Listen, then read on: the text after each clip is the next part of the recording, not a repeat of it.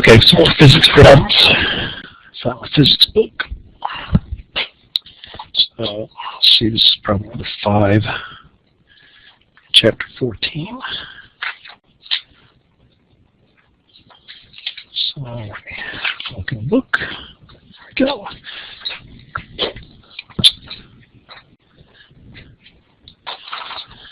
Okay, you ready? Problem number 5. A group of hikers hears an echo 3 seconds after shouting. If the temperature is 22 degrees C, how far is the mountain that reflected the sound waves? So here we get somebody's mouth, sends out these sound waves, come over here to this mountain, and then are reflected backwards. So this is some distance x between this and bouncing back. So the total distance that the sound wave has to travel is equal to 2x. X going there and x coming back. And we know the temperature is 22 degrees C. So this is it's just a kinematics problem that the sound wave goes a certain velocity and then comes back in. So what do we know? We know that delta x, or x in this case, the distance, in this case delta x is actually 2x, is equal to the velocity times the time. And so they measure the time is 3 seconds for this whole thing to happen. And we know the velocity, we can calculate the velocity because the velocity of sound is just equal to 331 times the square root of t over 273. Except the temperature has to be in Kelvin, so we take 273 plus 22, which is 295, 5 Kelvin. So let's plug that in. So it's going to be greater than 331. 295 divided by 273. So we see that the speed of sound is clear. Square root 295 divided by 273 times 331. 344. So that's speed of sound. So now all I have to do is actually, we know t and we know v, so delta x in this case is just the speed, 344 meters per second, times the time, which is 3 seconds. I have 3 significant figures, so we can get 3 significant figures after the multiplication. So that's, the actual calculator number is 1032, but 3 significant figures. So in this case, to be perfectly correct, we put 1.03 times 10 to the third, and we're using meters because we have meters here. So all we know is that delta x is equal to 2x, so x is equal to delta x over 2. So we get this times 10 to the third meters by 2. And we get 516.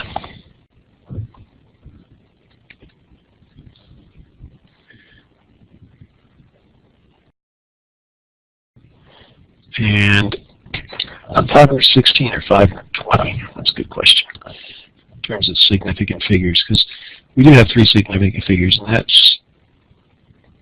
that's true. Actually, if you take 1130 divided by 2, we get 515. So 515 meters. Okay, so let me just check to see if that's the answer or not. 516. Okay, so they said 516 because that was, you kind of, if you kept on that additional decimal point, so it's 6.5 of those in the other. Anyway, so that, oops, I don't know what happened there. So the answer is 515 meters. Sound actually travels twice that amount because it bounces off. Okay, That's the problem.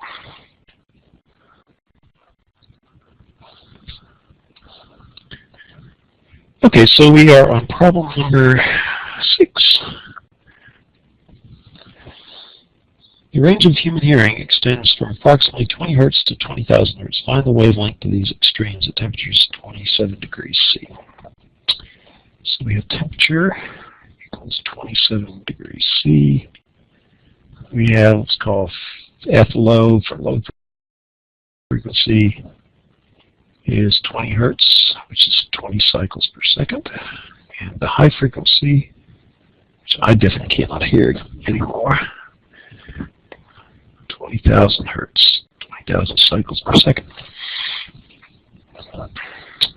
So what do we know about frequency and temperature? Really doesn't come into play, but we can calculate speed. So the wave speed is equal to the wavelength times the frequency. And we're asked to find the wavelength, so that's good. So we can solve for that. Wavelength is equal to the speed over the frequency. Speed of sound is 331 times the square root of t, but it has to be t in Kelvin. So we add that, and it comes out to 300 Kelvin. So we have 300 Kelvin divided by 273 Kelvin.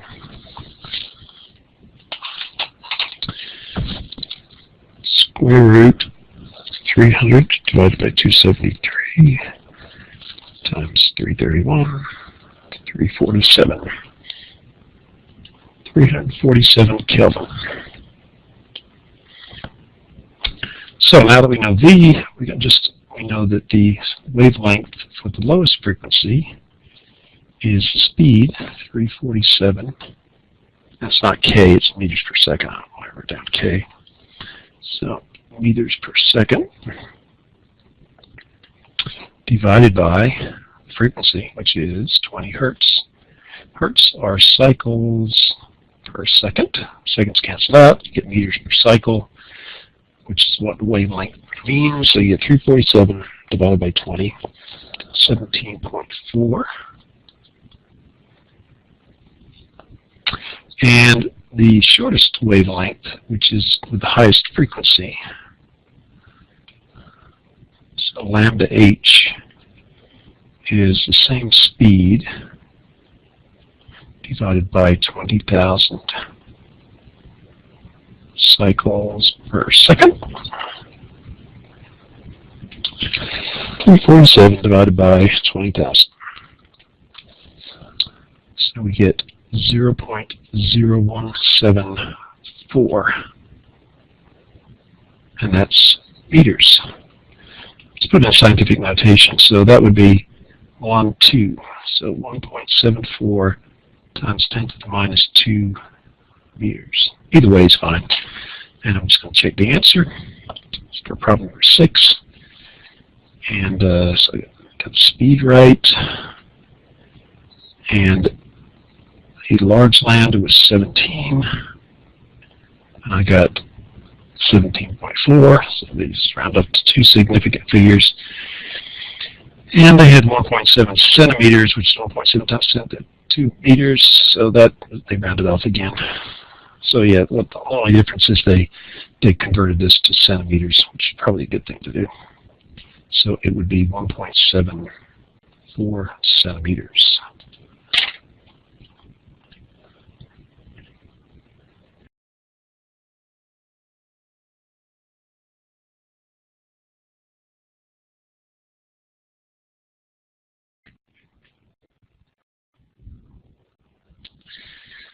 Okay, I did this one time and I made a mistake, so I had to go find the mistake. So this is after I found the mistake.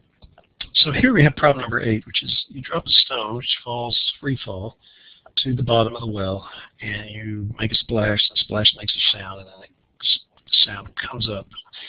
And so this is going to take quite a bit longer than this, but you know, this is not insignificant. So we're told that the temperature is 10 degrees C.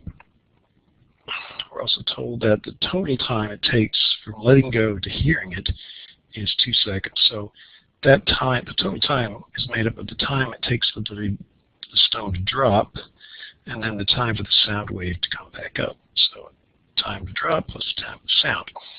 Well, the drop part is a free fall. So we use one of our constant acceleration equations, equation number 3, and because we drop it, the initial velocity is 0, so we get delta y is equal to 1/2 at squared. Now let's define delta y is downward, so that a will be positive and delta y will be positive in this case for this acceleration part. And for the second part, which is the sound wave, well, the sound wave just travels at constant velocity. So the distance the sound wave travels in a certain amount of time is just the velocity times the time. And the velocity is dependent, the speed of sound is dependent on the temperature. So we can solve each one of these equations for time. The time for the drop is the square root of 2 delta y over a. The time for the sound wave to come back is delta y over the speed of sound. And if we go to the next page, we'll see that we can calculate the speed of sound from this equation. And at 273 Kelvin, it's 331 meters per second. And at any different temperature, it's related to the square root of the temperature. But this temperature has to be an absolute temperature, so we don't use 10, we use 10 plus 273. So the absolute temperature in Kelvin is 273 plus 10, or 283. So from that, we can use the equation to the speed of sound. In here, 331 times the square root of 283 over 273, which is 337. Should be higher because it's a fraction greater than 1. So we can now create an equation. Total time is 2 seconds. The time it takes to drop is the square root of 2 delta y over a. And the time it takes for the sound to come back is delta y over the speed.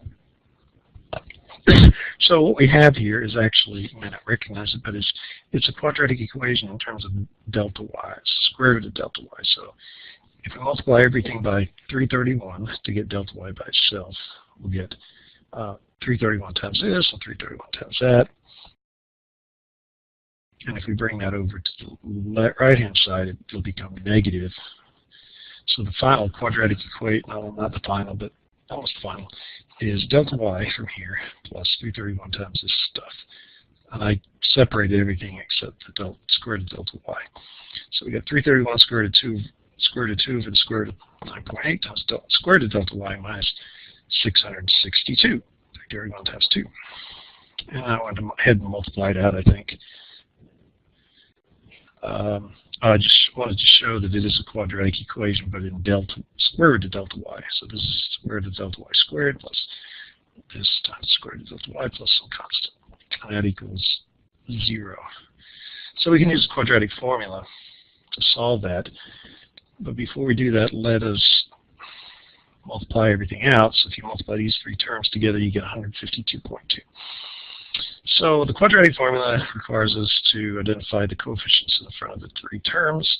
So we have A is 1, B is 152.2, and C is, actually this is, I almost made a mistake again, this is 337. So this one is 672. That was one of the mistakes I made. I forgot to correct that. Okay, 670, actually 674. 674. Okay, 674, 674. Okay, now we're all set. Okay, so those are the terms of the quadratic equation. And if you remember, the quadratic equation is minus b plus minus the square root of b squared minus 4ac. b, a, c. And we're going to end up taking the positive square root because that'll give us a positive delta y. Positive square root delta y. So this determined the radical because we have a minus times a minus here, which becomes a positive, and then we add it to that and take the square root, you get 160.81. So this minus that divided by 2 is 4.03, and it's not meters. The units are actually the square root of meters. So to get delta y, we have to square both sides. So if you square 4.305, you get 18.5. If you square the square root of meters, you get meters. And so that's the answer. Now there is another way of doing it, which I'm going to show you right now. So we'll look at the solution manuals approach, which is a little different. So let me share that with you. So they actually do a quadratic equation in time. So they do the same kind of deal. They find the speed, which is 337. That's the speed of sound.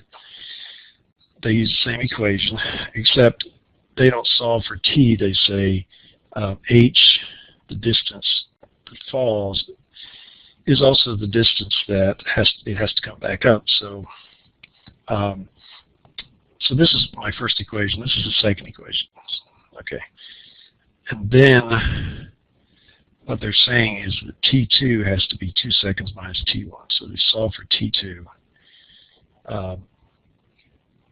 in the original equation. So the original equation was, when I had it, I had said the total time is equal to t1 plus t2. So what they're doing is they're solving for t2. They're saying t2 is the total time minus t1. That's this is 2 seconds. So you get 2 seconds minus t1. Okay. So now what happens is for h, they plug in this. So you get t1 squared over 2v. Yeah. So for h, you put in that, and then we have this, and then they put these all on the same side of the equation. So you get this is A, this is B, this is C. So they have a different quadratic equation, which is in terms of t2 squared instead of in terms of distance. So then they use the quadratic formula, apply the quadratic formula, use one positive solution, which is 1.95 seconds. So once you have 1.95 seconds, you can plug it back in here, and you get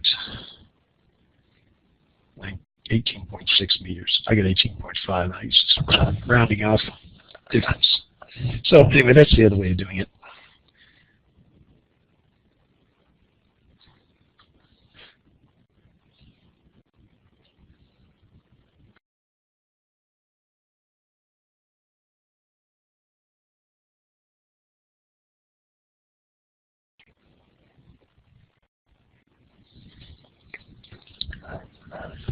Okay, so we're going to do problem 10 now.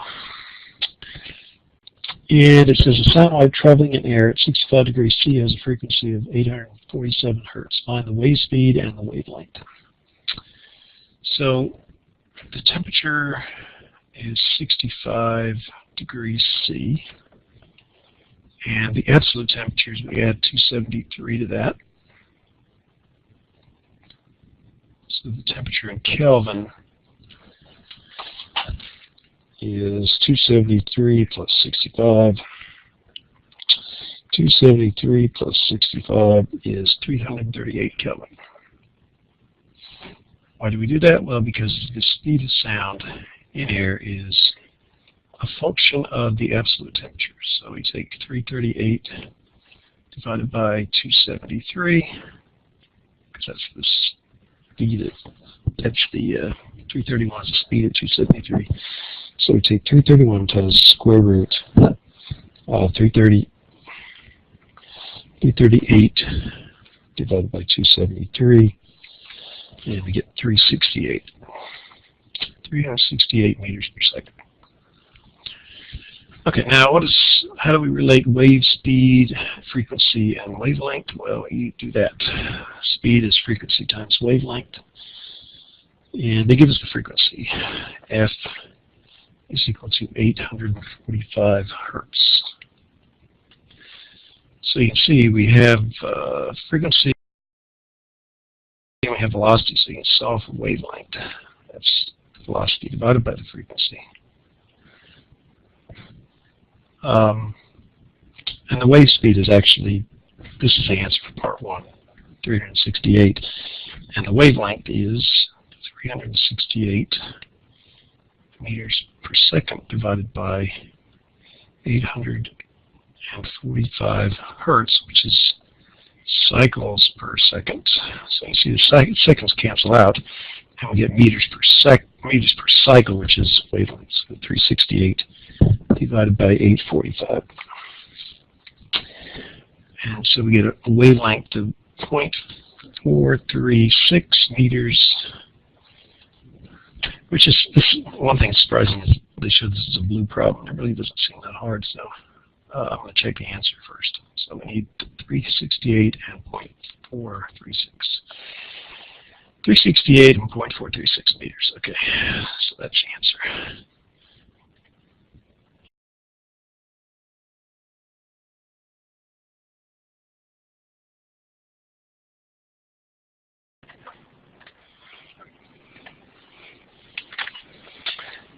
This is problem number 16, chapter 14. So we have a trumpet, and it says it creates a sound intensity level of 1.15 times 10 to the second decibels, 1.15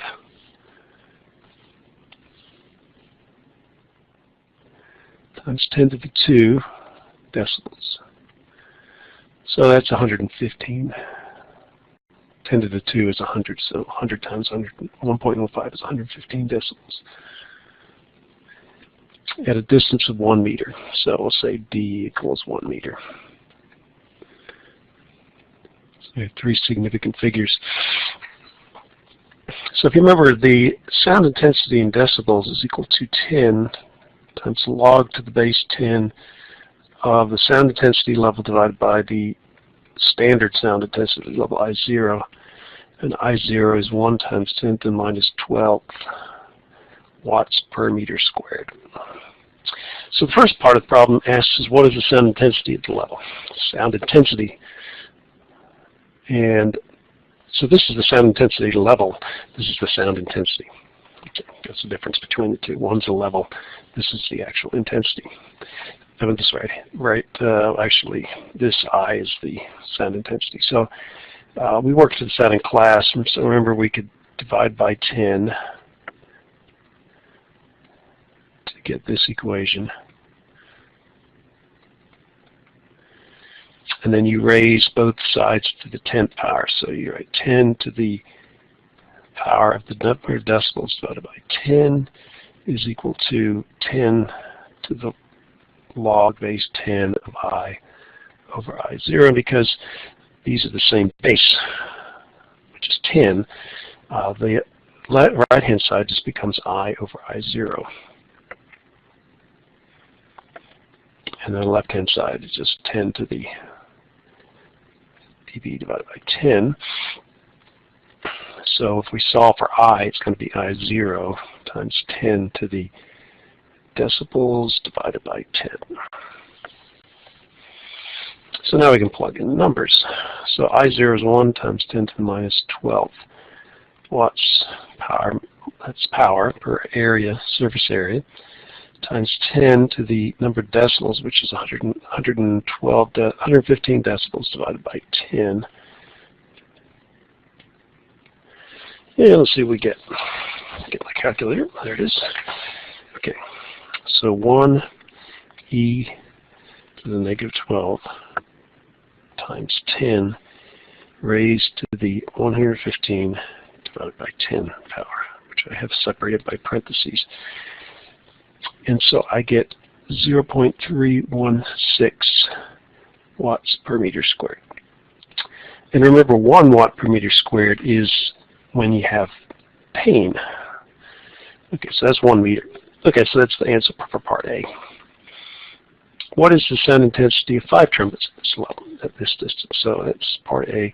Part B, the intensity of 5 trumpets, I'll say I5 is just the intensity for 1 trumpet times 5. So we get 0.316 watts per meter squared times 5.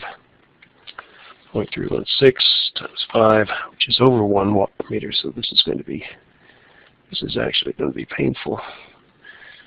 If they can't play, it's even more painful. Okay, so it says, what is the sound intensity? So that's the sound intensity. And find the sound intensity of 5 trumpets at a location of the first row of an audience 8 meters away, assuming for simplicity the sound energy propagates uniformly in all directions. So if you look in the book, you'll see there's that relationship between intensity and distance, and it's probably in the summary. So what it says, actually it says I is equal to the power divided by 4 pi r squared. So if we have one distance, we put r1. Now the power, we don't lose the power, it just gets further out, and we're assuming it's not dissipated.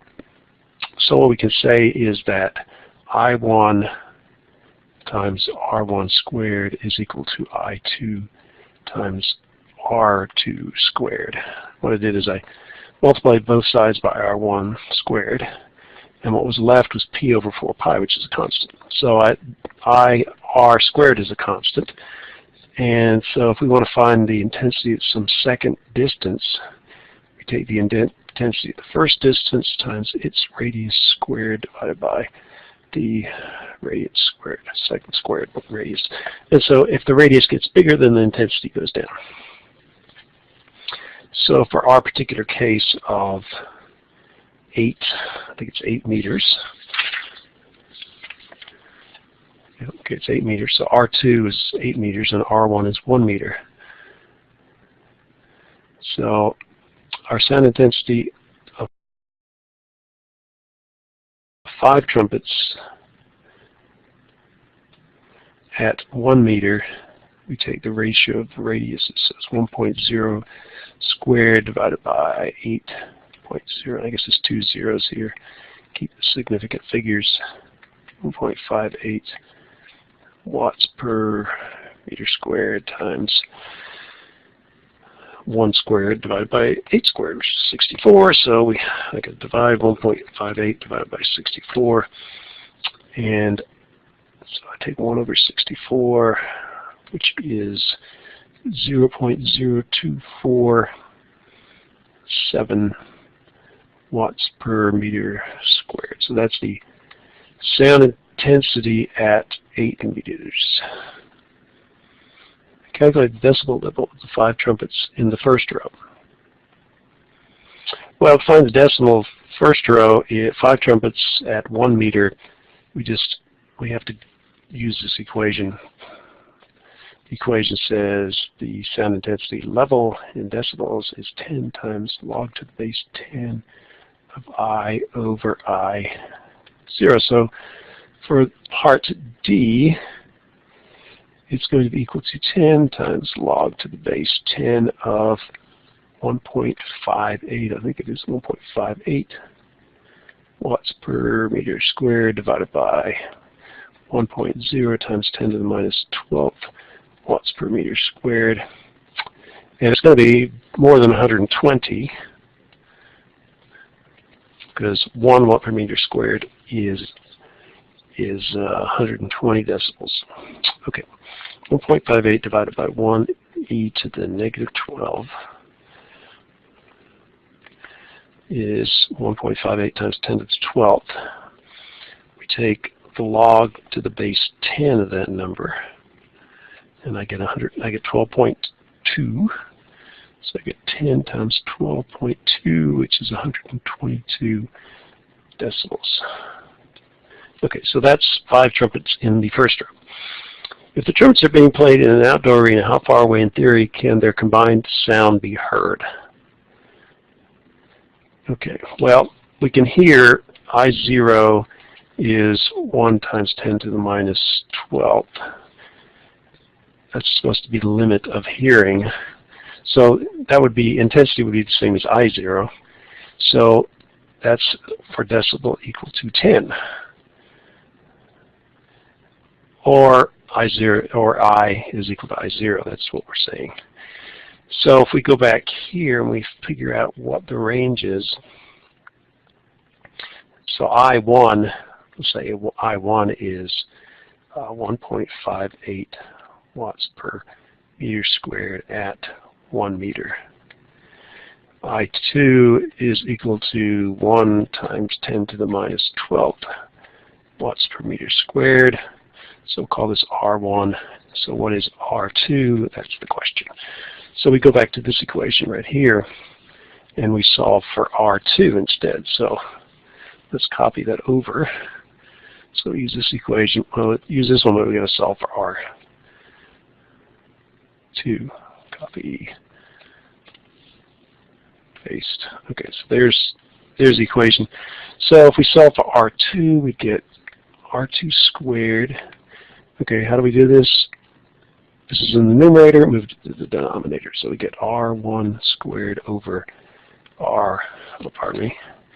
we get R1 squared times I1, and we divide by I2, put that in the denominator. And so R2 is equal to the square root of R1 squared times I1 over I2. So R1 is 1. I1 is 1.58 watts per meter squared. I2 is 1 times 10 to the minus 12th watts per meter squared. So they're going to cancel, the units are going to cancel out. And we're going to take square root of meter squared, which is going to be meters. So basically take 1.58 divided by 1 e to the minus 12, and we take the square root of that, and I get 1.26 times 10 to the 6th meters. Wow, that's a long way away.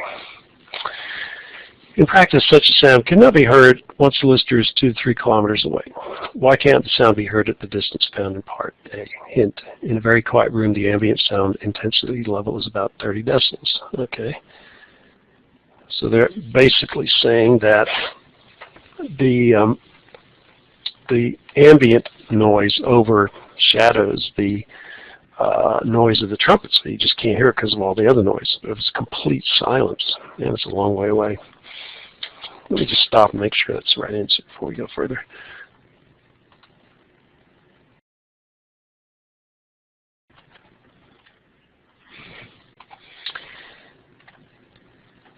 Okay, well, that's actually correct. So anyway, that's the answer given in the book is basically that the ambient noise, the threshold of hearing is 10 decibels, but 30 decibels is 100 times louder than the ambient. I mean, the ambient noise is 100 times louder than the sound of the trumpet, so you just don't hear it.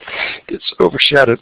I did realize I made a mistake here because they actually asked what was this in the first row, which was 8 meters away. So I really should have used this number, 0.0247 instead of that. So let me do that. So we'll get 10 times. Okay, so we take log to the base 10 of 0.0247 divided by 1 e to the negative 12. So we get 10.4. And so the answer is 104 decibels.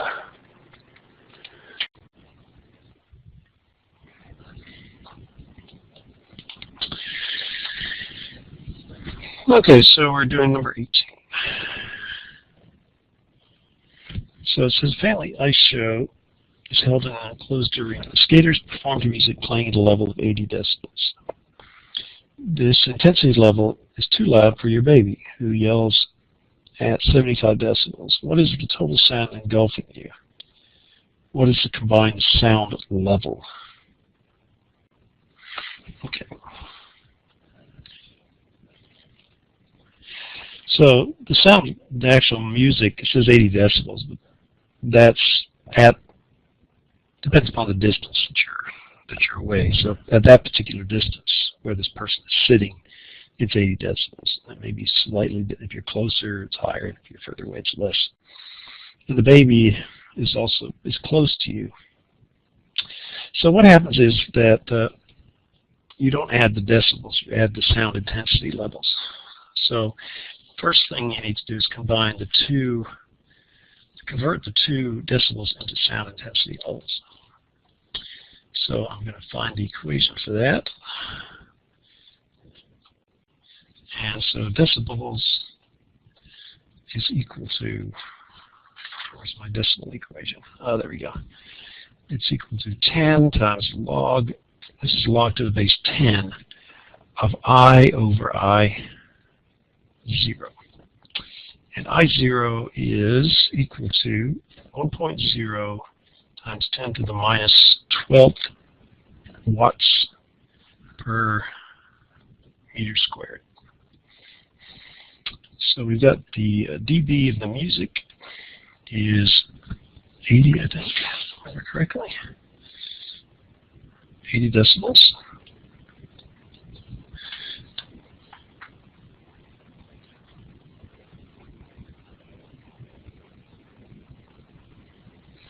Okay, so that's that, and the decibels of the baby, 75 decibels. So we can solve for I. So how do we do that? Well, you take decibels divided by 10 is equal to log to the base 10 of I over I0. And then you raise this to the 10 power. So this is for pre-calculus days. So you get I over I0 is equal to 10 to the ratio of the decibel number to 10.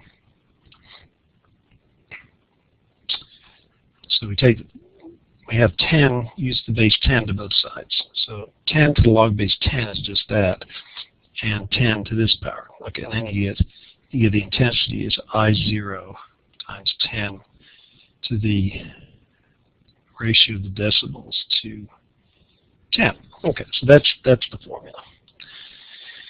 So the sound intensity for the music is equal to I0, which is 1.0 times 10 to the minus 12 watts per meter squared. And we multiply that by 10 to the ratio of 80 to 10, which is 10 to the 10th. 10 to the 8th power. 0 times 10 to the minus 2 watts per meter squared times 1.0 times 10 to the 8th.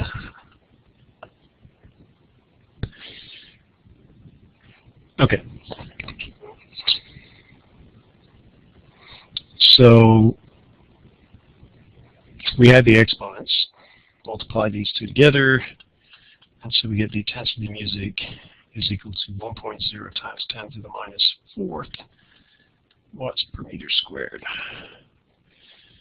Now, for the baby, it's a little bit different, not a whole lot different, but we can't do it. We can't add the exponents like we did, because we get 10 to the 7.5, and let's see, well, we can't add the exponents. Well, what is 10 to the 7.5? 10 to the 7.5 is, I think you got to be a little bit careful here. So we get 1.0 times 10 to the minus 12 watts per meter squared. And 10 to the 7.5 is 3.16 times 10 to the 1, 2, 3, 4, 5, 6, 7 time power.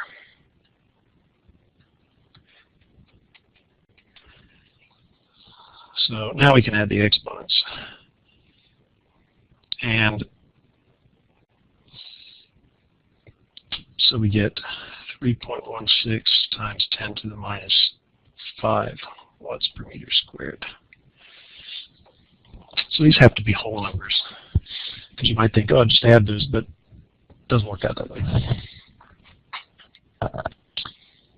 Okay, so that's the intensity of the baby. So the total intensity is the sum of the intensities. So you get 1.0 times 10 to the minus 4 plus 3.16 times 10 to the minus 5. So that's 1.316 times 10 to the minus 5. Well, that's not right. Yeah, that's right. So this is 0.316 times 10 to the minus 4. So yeah, you can add those two. So that's the total intensity. And now you go back and that's watts per meter squared. So now to get to decibels, you just have to use the equation, which is 10 times the log to the base 10 of the ratio of I to I0. So we get 10 log to the base 10 of I, which in this case is 1.316 times 10 to the minus 4 watts per meter squared divided by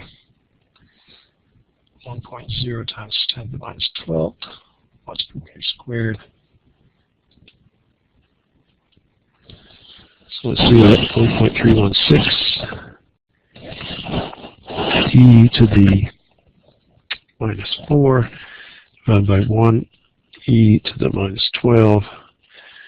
And then we'll take the log to the base 10 of that.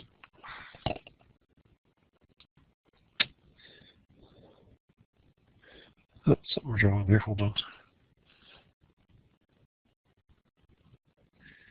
Okay. So log to the base 10 of the answer 131600000.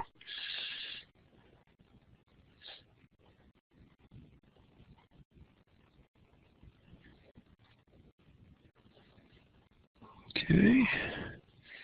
Multiplied by 10, and I get 75 decibels, which doesn't make sense. Why does it make sense? Because that's what I started with there.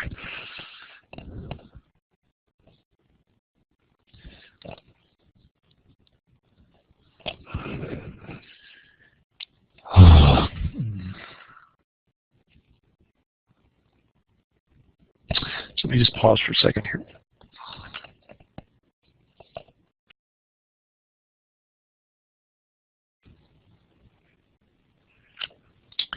Okay, I just made a calculator error.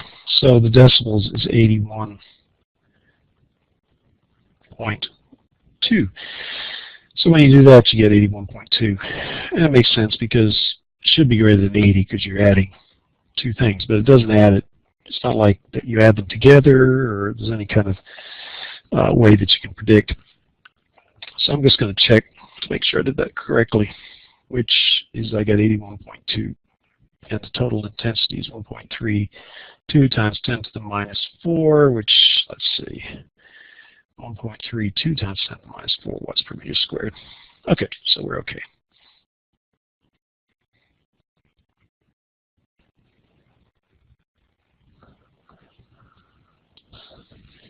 Problem number 20. An outside loudspeaker considered a small source emits sound waves with a power output of 100 watts. Find the intensity 10 meters from its source. Find the intensity level in decibels at that distance. at what distance would you experience the sound at the threshold pain of 120 decibels? So, okay, so the power is equal to 100 watts. What happens, you have this point source and stuff goes out, and it goes out in all directions in a sphere. So if you look at the surface area of a sphere, it's equal to 4 pi r squared, I think, if I remember. I'm sure it's in the book, so let me just go look.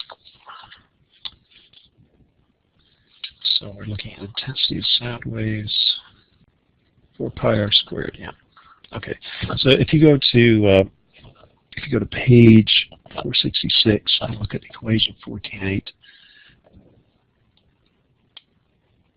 it says that the intensity is equal to power, average power, divided by 4 pi r squared. That's the area of a sphere. So our intensity in this case is 100 watts divided by 4 pi. The radius is 10 meters, I think. Let's give it 10 meters.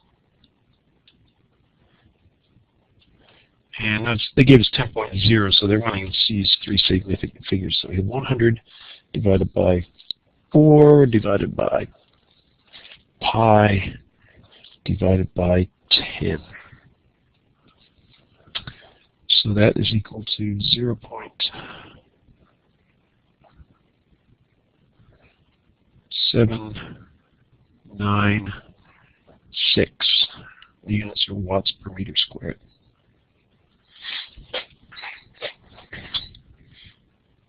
Oh, I've got to square that. I thought it was a little too big, that's why it says dictating there.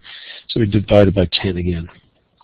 So it's 0.0796. Okay, so that's the intensity. Find the intensity. Find the intensity. Okay, find the intensity level. Decibels. Decibels are defined as 10 times log to the base 10 of the intensity over the intensity I0, where I0 is equal to 1.0 times 10 to the minus 12 watts per meter squared, which is the threshold of hearing. So a threshold of hearing, the logarithm of 1 is 0, so the answer would be 0. So 0 decibels would be the threshold of hearing. Okay, so all we have to do is, to do part B, we just have to plug into the expression for decibels. So we have 10 times the log to the base 10. That's how I emphasize that.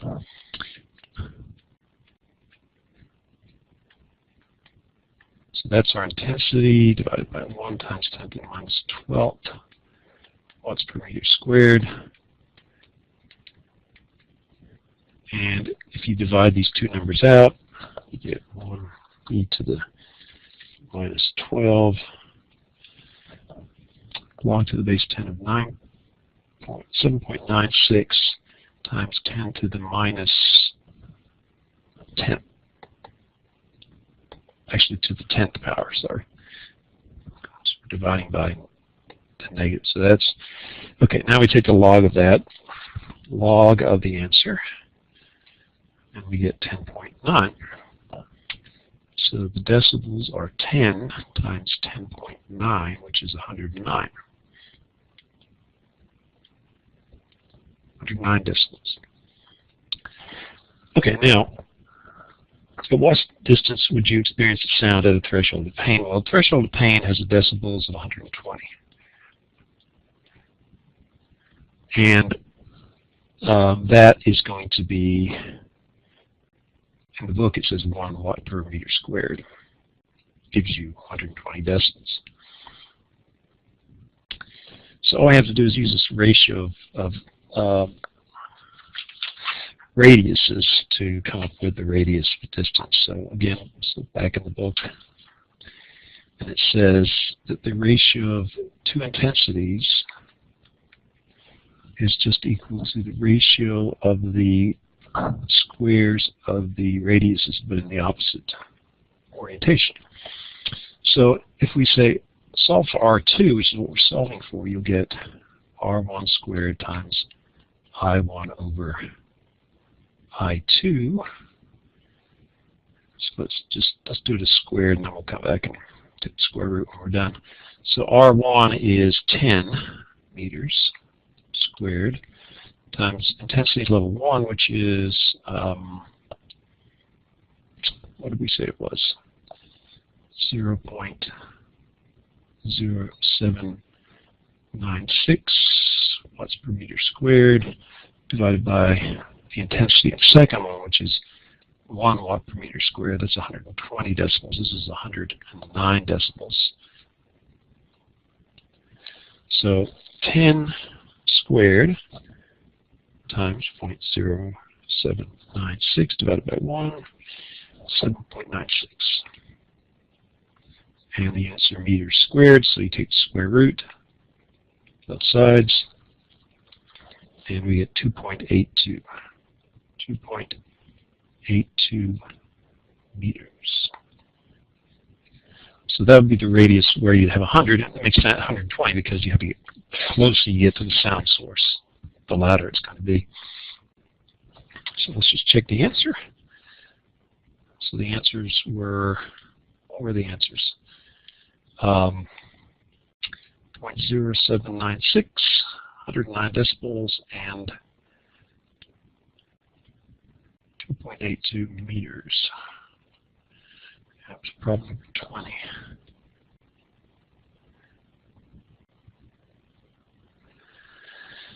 So according to the book here, 7.96 times 10 to the 2 minus watts per meter squared is 0.09. I guess that's correct. 109 decibels, 2.82 meters. I got them all exactly right this time.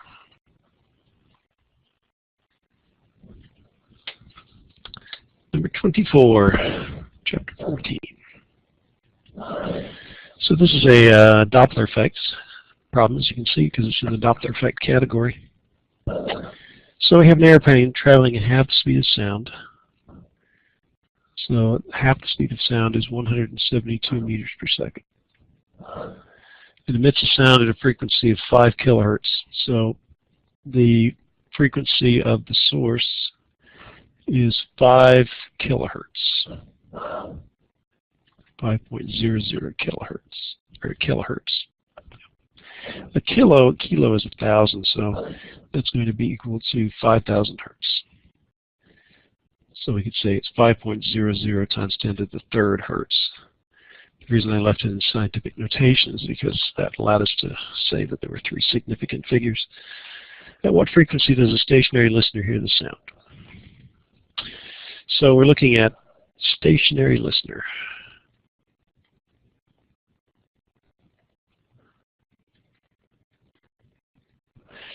And it depends upon whether the plane is approaching or not. So what's happening, here's the observer. The plane's coming towards it like this, it's emitting a sound. And as it approaches it, the wavelengths get pushed together, and when it passes, the wavelengths get spread apart. So we should have a higher frequency coming in and the lower frequency than this. So it should get higher than 5,000 before and lower than 5,000 after. So let's look for the formula that says what it is Doppler effect. And the general one is the frequency of the observer, which is what we're trying to find out, is the frequency of the source times V plus V of the observer divided by V minus V of the source. Well, in this case, V0 is 0.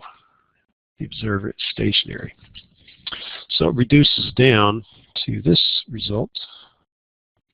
So we get V over V minus Vs. Then if we read the book, it says, let's see, a positive speed is substituted for V sub s when the source moves towards. So we know V sub s is positive towards, and V sub s is negative away. So let's do towards first. So the plane is flying towards. We should hear a higher frequency than 5,000. So we get the frequency of the observer is equal to the frequency of the source, which is 5.00 times 10 to the third hertz. So that's our source. We multiply that by the speed of sound, which is V. V is 344. How do we know that? Because this is half of that. So to get 344, we divide by the difference between the speed of sound, 344, minus 172. Both those have units of meters per second. And what's going to happen is this is just half of that. We're going to double the frequency. So the answer will be 10.0 times 10 to the third hertz, or 10,000. 10,000 hertz. In a way, and it is higher, we said it should be higher because the wavelengths are getting smushed in towards the person. For a way, what we do is the only difference is that we have plus 172.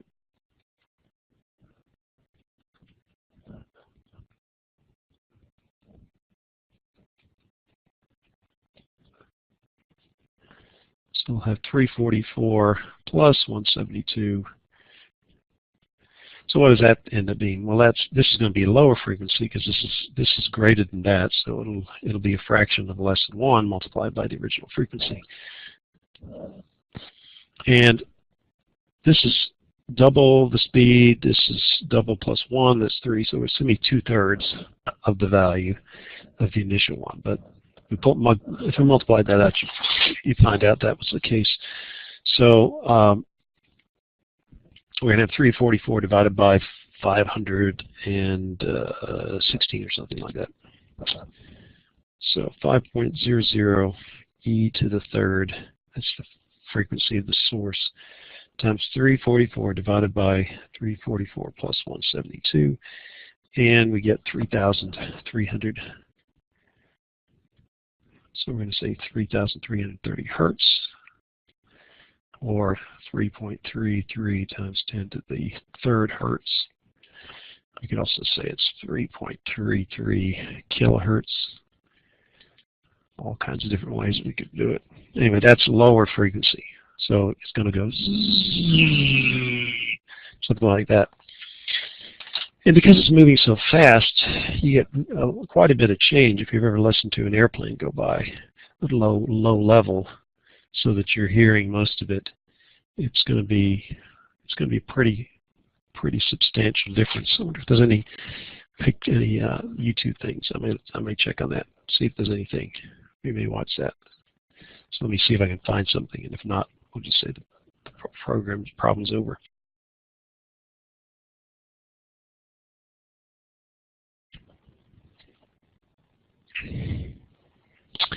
So I did find a video. It was quite significant because the engine actually was fairly loud, fairly high, and then it was really low afterwards. So I may show you that in class instead of doing it here.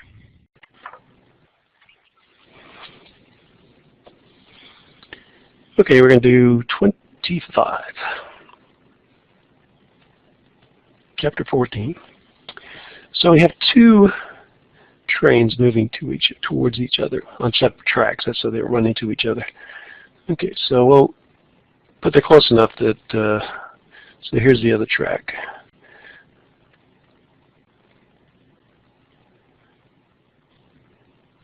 And so they're moving towards each other.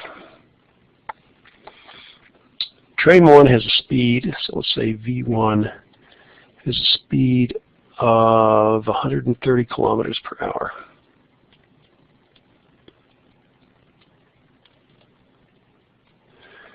And train speed 2 has V2 has a speed of 90.0 kilometers per hour.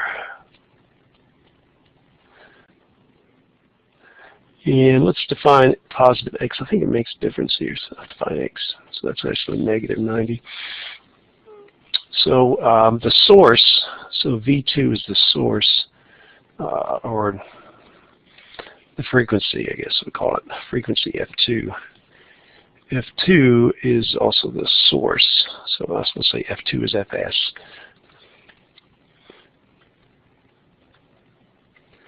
And that is 500 hertz. What is the frequency heard by the engineer on train 1? Okay, so what we're doing is we want to know what the frequency of the observer is, which is train 1. So what's going to happen is these are moving towards each other, and if this were moving and this were stationary, then the guy would still hear a higher frequency because the wavelengths are being pushed against each other. The wavelengths are going out like this, and he's flying into them. So it's like riding a bicycle into rain. You get hit more often. Okay. So now, because they're both moving in the same direction, you should get even a higher frequency. So we kind of know that F0 is going to be greater than Fs. So even if we are not sure about the signs, we can kind of deduce what should be happening here. So this is the equation we see in the book. So the frequency of the observer is equal to V plus V0 divided by V minus V source. And V is the speed of sound, so I think we always use 343 when we aren't given any other information, because they don't give us a temperature, so we don't know for sure exactly what that is. Okay, so that's the speed of sound. That's the speed of these waves. So what we want to do is we want to so I'm just thinking, if this is positive, what I want to do is this is going to be higher than that. So this should be smaller, and this should be greater. This greater makes the fraction greater. This smaller makes the fraction greater. So what we're going to say is that they actually are both positive, because both being positive will result in this fraction being greater. So we're not going to use the minus sign.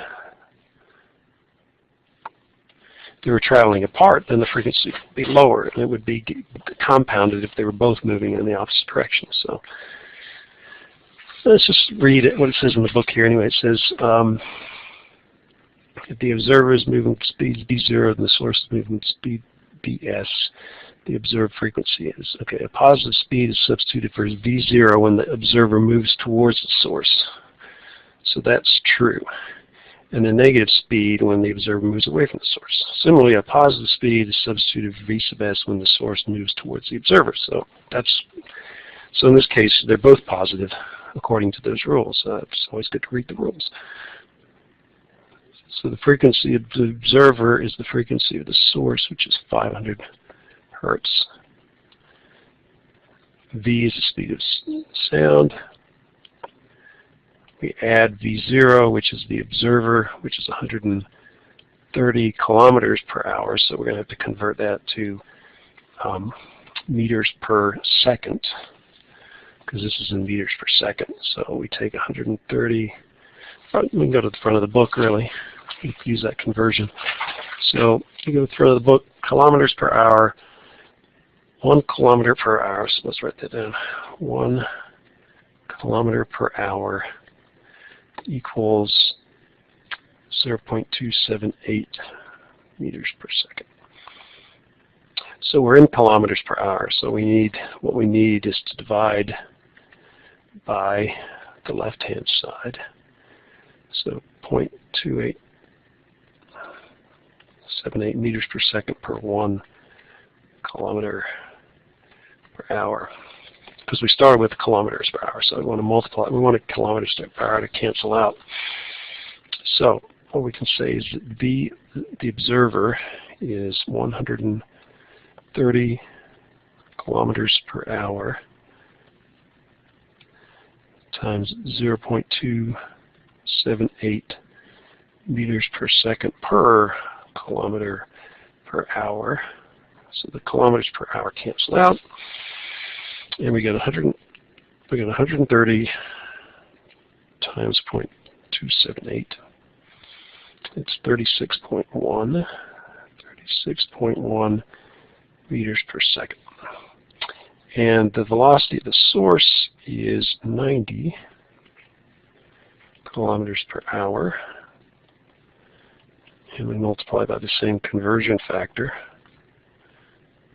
meters per second per kilometer per hour. 90 times 0.278, 25.0 meters per second. So those are the two velocities. Now we're consistent units, so we can go ahead and do that up here. So the formula said v plus v0, so that's 36.1 meters per second, and then we divide by v, which is speed of sound, minus 25.0 meters per second. And the answer is 343 plus 36.1, and then we divide by 343 minus 25, which is 1.19, and we multiply it by 500, which is 596 actually it's 596 meters per second, hertz. So that's the frequency. That's the frequency of the observer. So it is higher. That's what we said it was going to be. And the question is, how much is that musically? Adding 96 hertz at this particular frequency. And I'm not exactly sure. I have to go look at it, but I think it's, it's like a tone or something, or a step.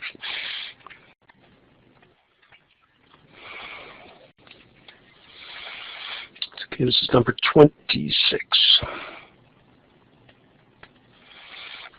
So at rest, a car's horn sounds a note of A. So we'll say A, F of the source is 440 hertz. This horn is sounded while the car is moving down the street. So let's draw a picture. So here's a car. And so there's going to be some sound waves here going out. A bicyclist moving in the same direction. So here's our bicycle guy.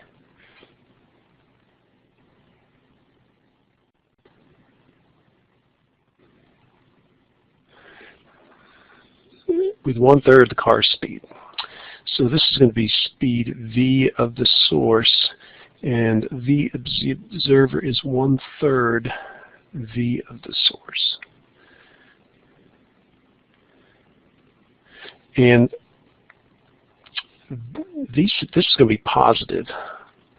I'm going to use a positive value here. This is going to be negative, because this guy's moving away and this guy's moving towards. Relatively, they're going to get closer, but if this guy stopped, he'd catch up. If this guy was stopped and this guy was moving, he'd be going away.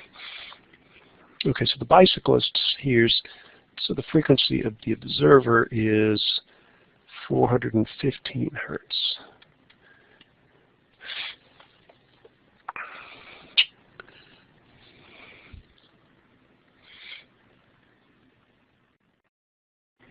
So the bike's moving the same direction with the 1/3 of the car speed. So here's a frequency of 415 hertz. What is the speed of the car as the cyclist ahead of behind the car? So yeah, we don't know whether he's coming. Well, obviously the car is going faster. So if the car were here, then the frequency, he should hear a higher frequency, because this guy's getting closer with time.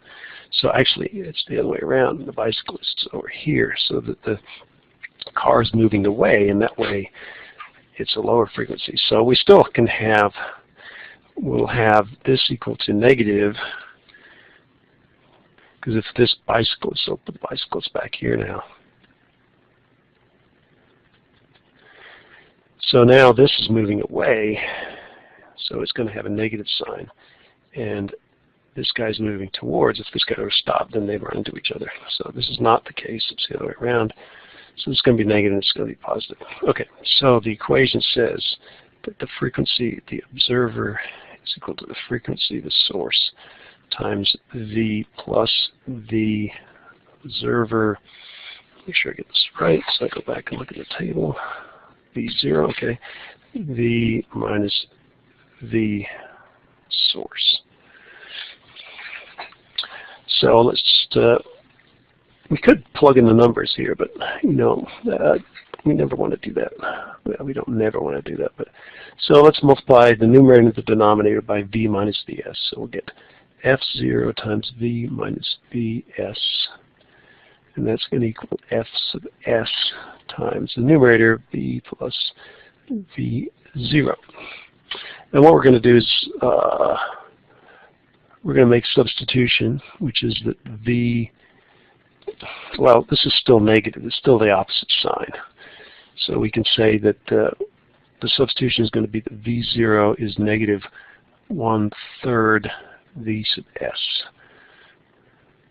So let's go ahead and make that substitution now. So we get F0 times V minus negative 1/3 V sub S is equal to F sub S times V minus V.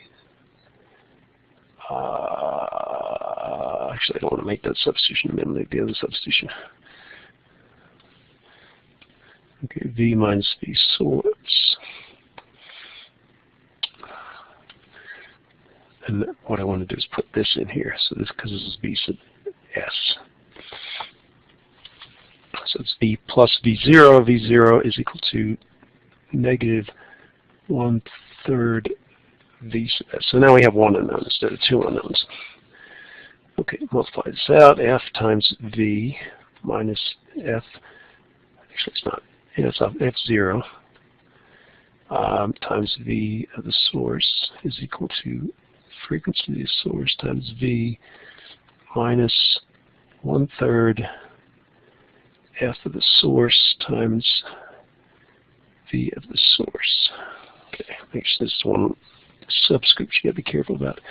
So we're going to move all the terms that involve V of the source to this side. Let's go to the other side. So, and move this over to the other side. So you'll get negative F0 V source plus 1/3 F source V source. Okay, so this goes negative, becomes positive when we move it there. Then we have F source times V plus F0 times V source. So I move that to the right-hand side, it becomes positive. And so factor out V source,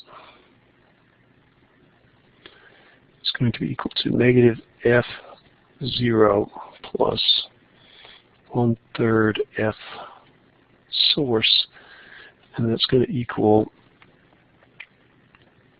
F source B. I think I got something messed up here, don't I? Yeah, this should be just V, not V source. Because I moved that. Okay, what have I done here? Oh, actually, that's negative. Let's fix that. Okay, negative F0 F source. This goes positive. This stays here, and then I subtract this. So I get negative F0 times V. Okay, F source B, F0 times V, and so V of the source is equal to frequency of the source times the velocity of speed of air, F0 times speed of sound in air, divided by negative F0 plus 1/3 F source. Okay, frequency of the source was 440 hertz. Speed of sound, 343 meters per second. Frequency of the observer, 415 hertz times 343 speed of sound in air minus F0, which is the frequency of the observer, plus 1/3 times the frequency of the source. Okay, let's see if that works out or not. 440 times 343 minus 415 times 343. And we divide by negative 415 plus 440 divided by 3. And so the velocity of the source is negative 31.9 meters per second. And that means that it's moving away from the bicyclist. And velocity of the observer is equal to negative 1/3 times 31.9, negative 31.9 meters per second.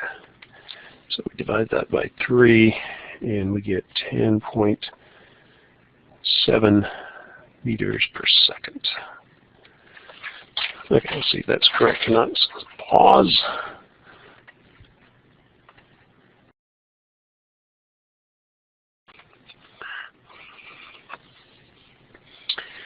Okay, so that is correct. And interestingly enough, when they solved the problem, they stuck the numbers in and then solved.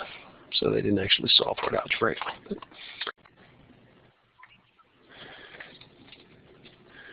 Okay, this is problem 37. And I'm doing this just because I want you to see an example of this type of problem.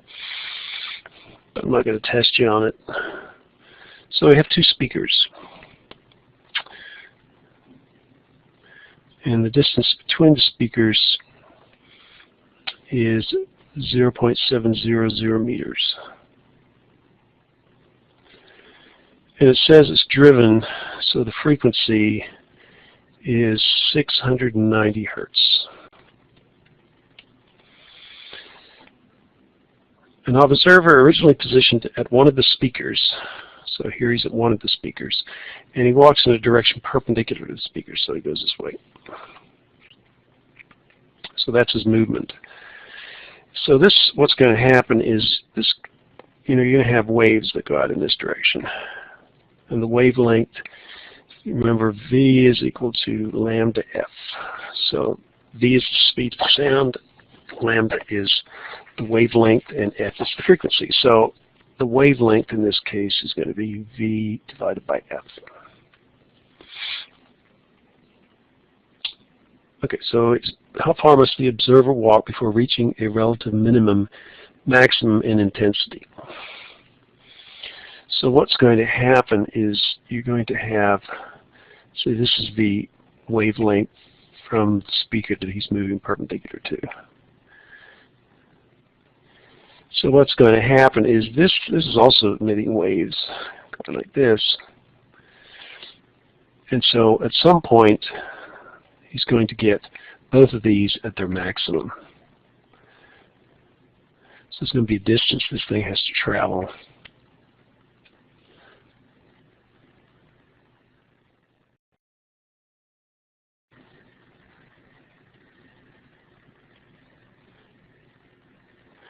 So something like that. Okay, so let's just see what we can review here. It says, when waves interfere, the resultant wave is found by adding the individual waves together. When the crest meets crest and trough meets trough, the waves undergo constructive interference with the path difference. Okay, so what they're saying is that the path difference, R1 minus R2 minus R1, has to equal N times lambda. So that's constructive, so that's a maximum. And then it says if you want destructive interference, R2 minus R1 is equal to N plus 1/2 times lambda. So in our particular case, we're going to do where N equals 1.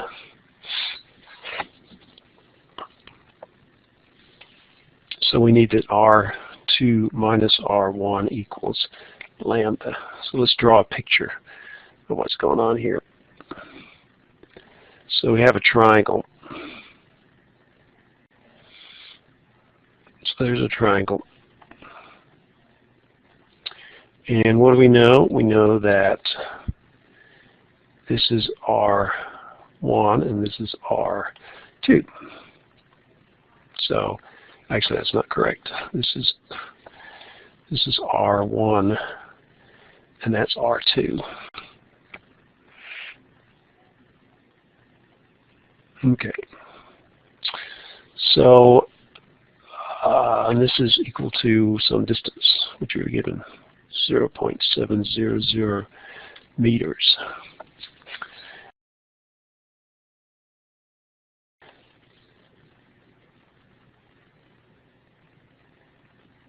Okay, what do we got here? So let me just think about this. I'm going to pause it. Let me think about it.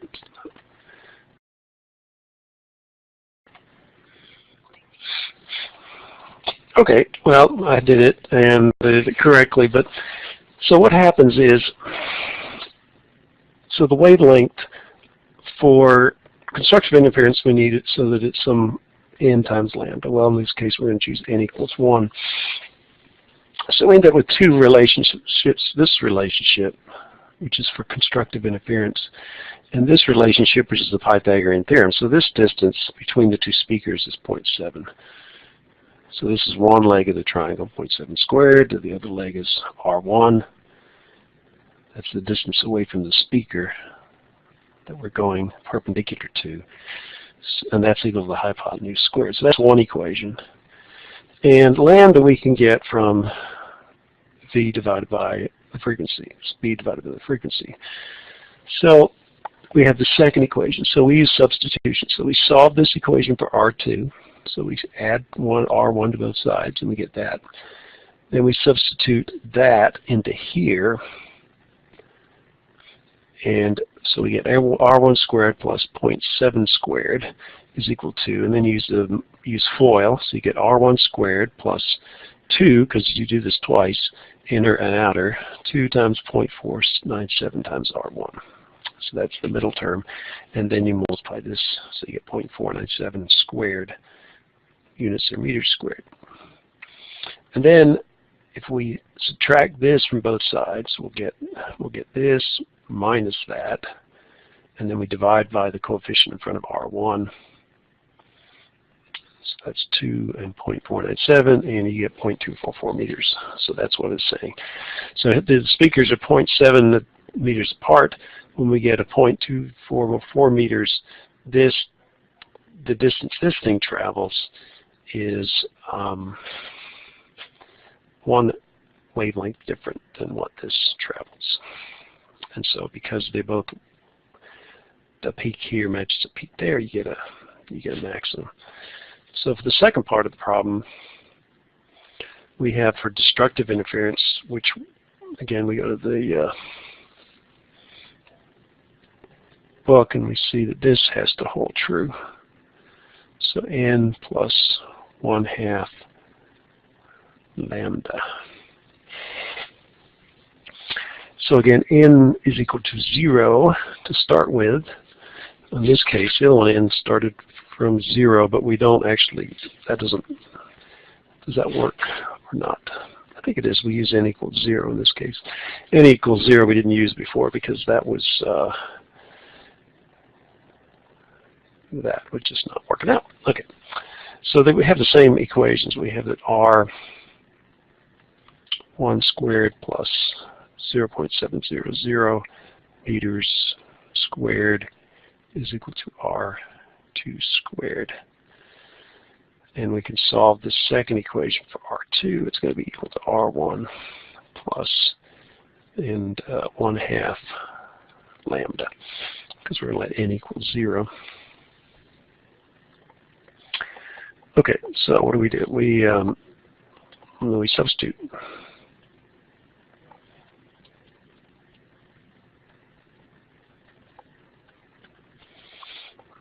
So I get R1 plus 1/2 lambda squared.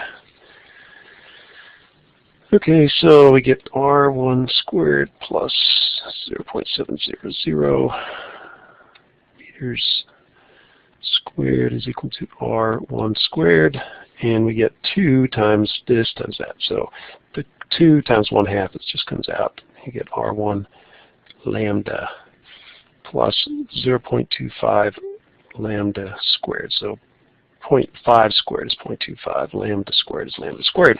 Again, these are from both sides of the equation, so we'll end up with 0.700 meters squared minus 0.25 lambda squared, and that's equal to R1 lambda. And so we divide by lambda, which is the wavelength. And so we get 0.700 meters. So we can say that R1 is equal to 0.770 meters squared minus 0.25 times lambda squared. And lambda was equal to, what was that, 0.497. 0.497 meters squared, and we divide by R1, or by lambda, which is 0.497 meters. So we have meters squared divided by meters. That gives us meters. So we take 0.7 squared minus 0.25 times 0.497 squared divided, we take that, and we divide by 0.497, and we get 0.86 meters. So let's see if that's the correct answer or not. So just look ahead, 0.85, yep, that's the answer.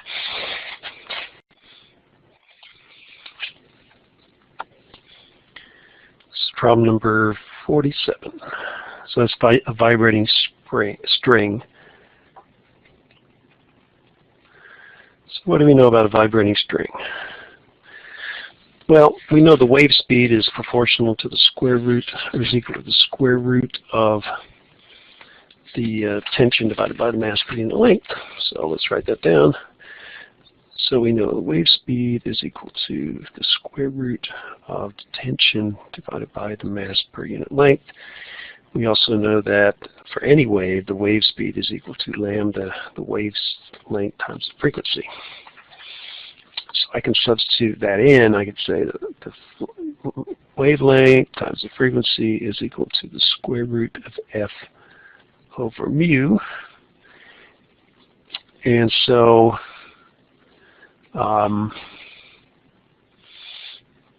and what happens is, I'm just thinking here, what's going on? Oh, I know what it is. So when you have a vibrating string, the fundamental frequency looks like this.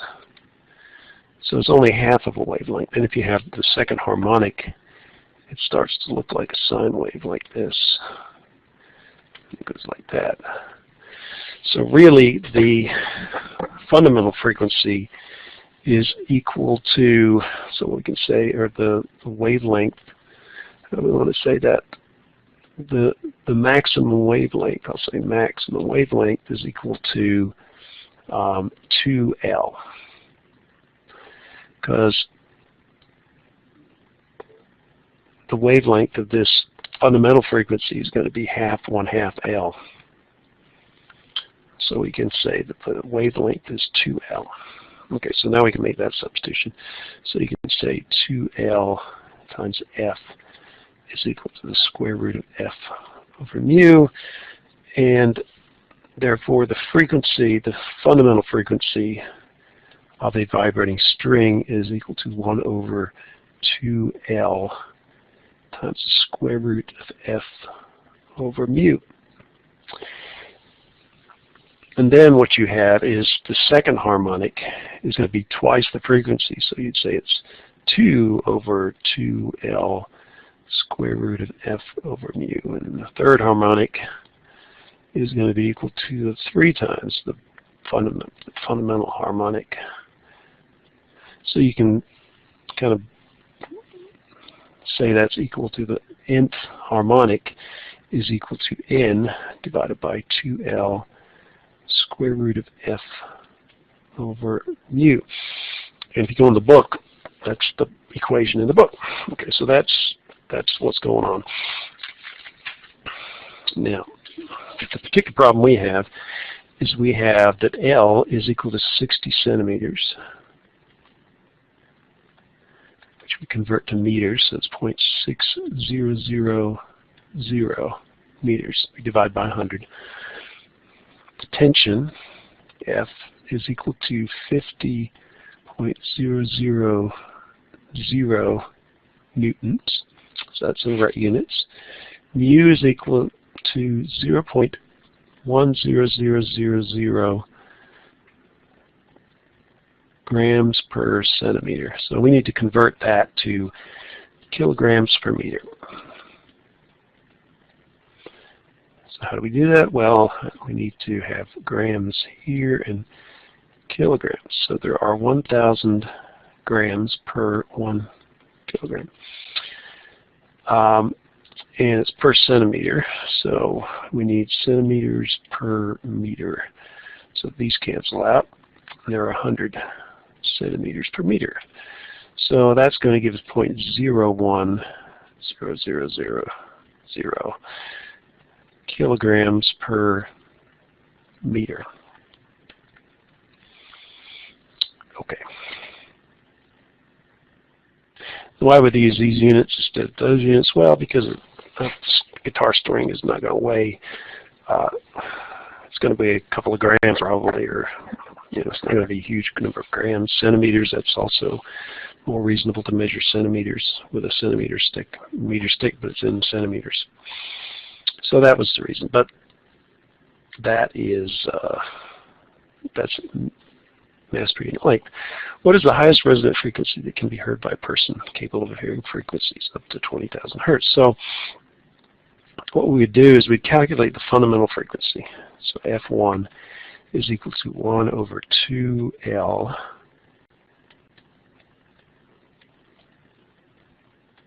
times the square root of F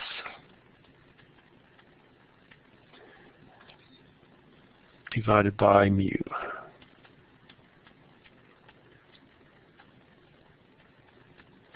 So I've got them all in the right units. I've got newtons, not kilonewtons. I've got kilograms, which is the physics. Meters, everything's great. So I calculate that. And I'm expecting probably something like 100, I guess. Just because we can't hear below 20. So it wouldn't be a very good guitar string. It was really high. Really low. Okay, so 50 divided by 0.01 raised to the 0.5 power, which is 70.7, divided by 2, divided by 0.6, and I get 59 hertz. 58.9. 3 hertz. Okay, so that's the fundamental frequency.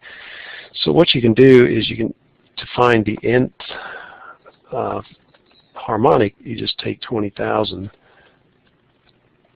and divide by 58.93. 20,000 divided by 58.93, and I get 339.4. So 339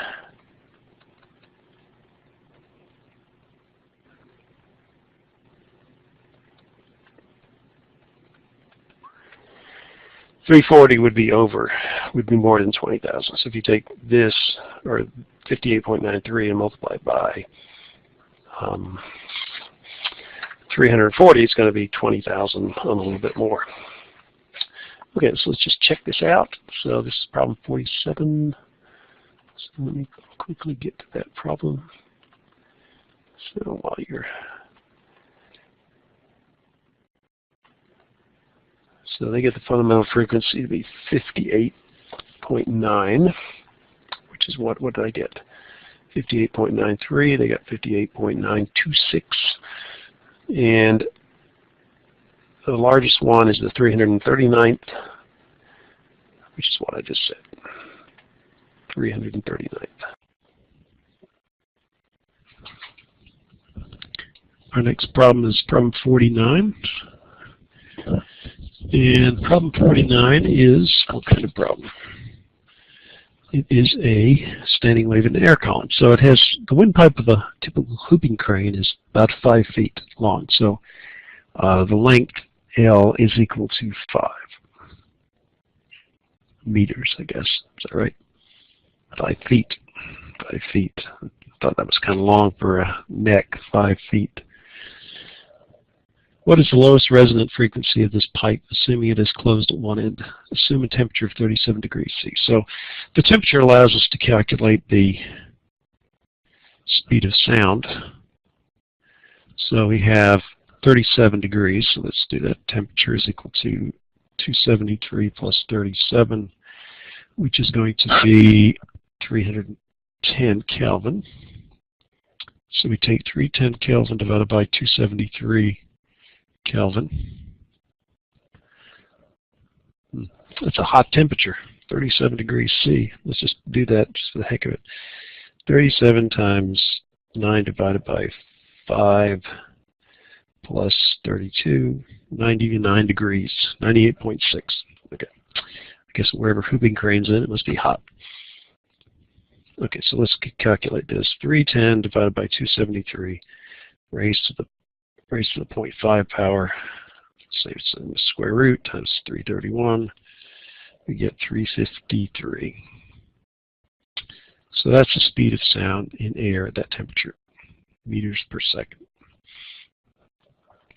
Okay, now it says it was a frequency of a pipe closed at one end, so we want to go back and look at standing waves in air columns, and the one where it's closed at one end says that the frequencies are equal to N times V over 4L. And the lowest frequency is the fundamental frequency.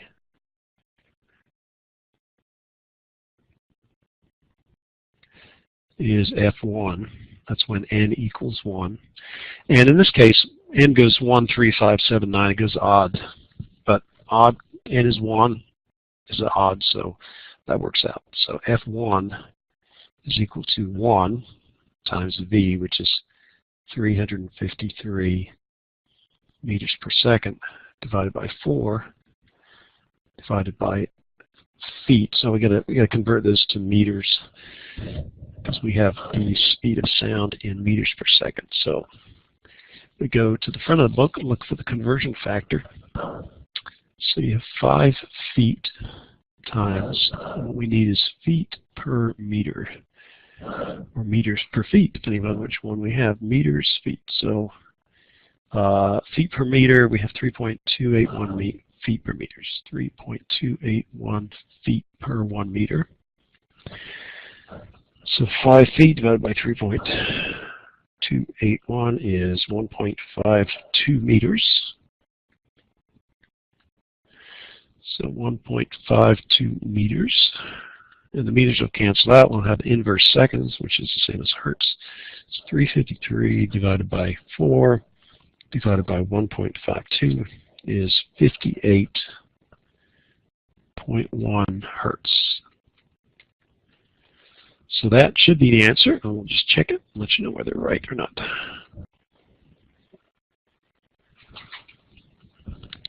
Our next problem is problem 49. And problem 49 is, what kind of problem? It is a standing wave in the air column. So it has, the windpipe of a typical hooping crane is about 5 feet long. So the length L is equal to 5 meters, I guess. Is that right?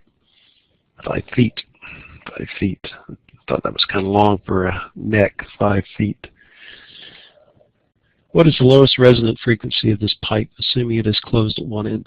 Assume a temperature of 37 degrees C. So the temperature allows us to calculate the speed of sound. So we have 37 degrees. So let's do that. Temperature is equal to 273 plus 37, which is going to be 310 Kelvin. So we take 310 Kelvin divided by 273 Kelvin.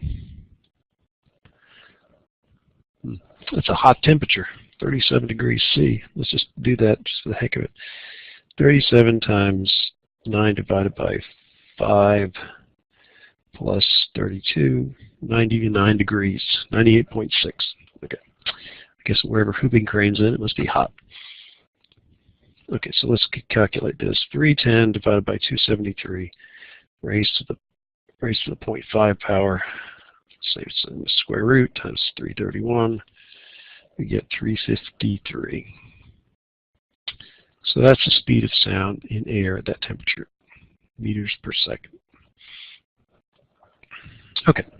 Now it says it was a frequency of a pipe closed at one end, so we want to go back and look at standing waves and air columns. And the one where it's closed at one end says that the frequencies are equal to N times V over 4L. And the lowest frequency is the fundamental frequency.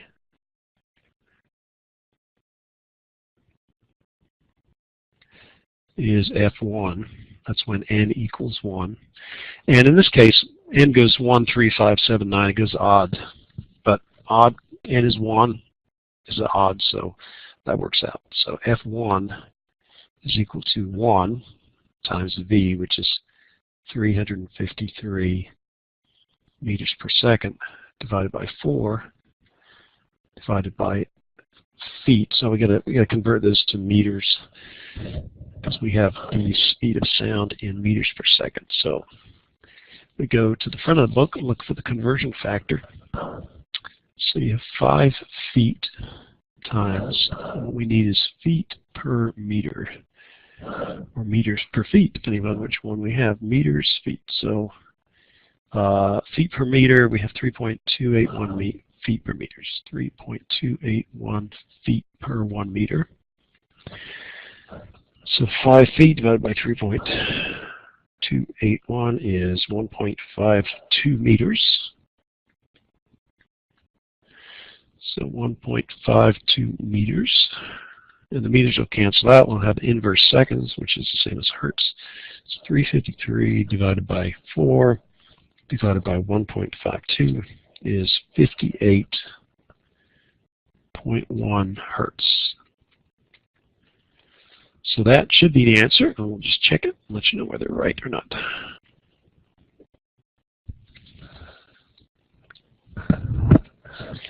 So we're doing problem 50, which is standing waves in an air column.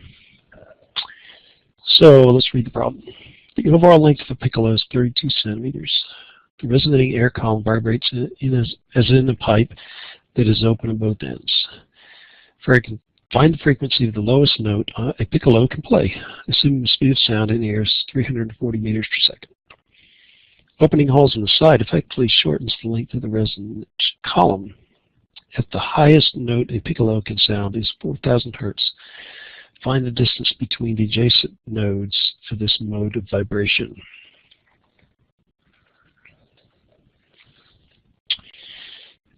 Okay. So part A is to find the lowest note. The lowest note is going to be its fundamental frequency given the dimensions. So dimensions, the length in this case is 32.0 centimeters, which will convert to meters by dividing by 100. If you go in your book and look for standing waves and air columns, you'll see there's 2 sets. One says pipe open at both ends, and one that says pipe closed at one end on page 481. So they said that the piccolo is like one that has open ends on both ends. So the equation is equation 1418, which says that the frequencies are N times V divided by 2L. And n is the number of the harmonics. So when n equals 1 is the fundamental frequency.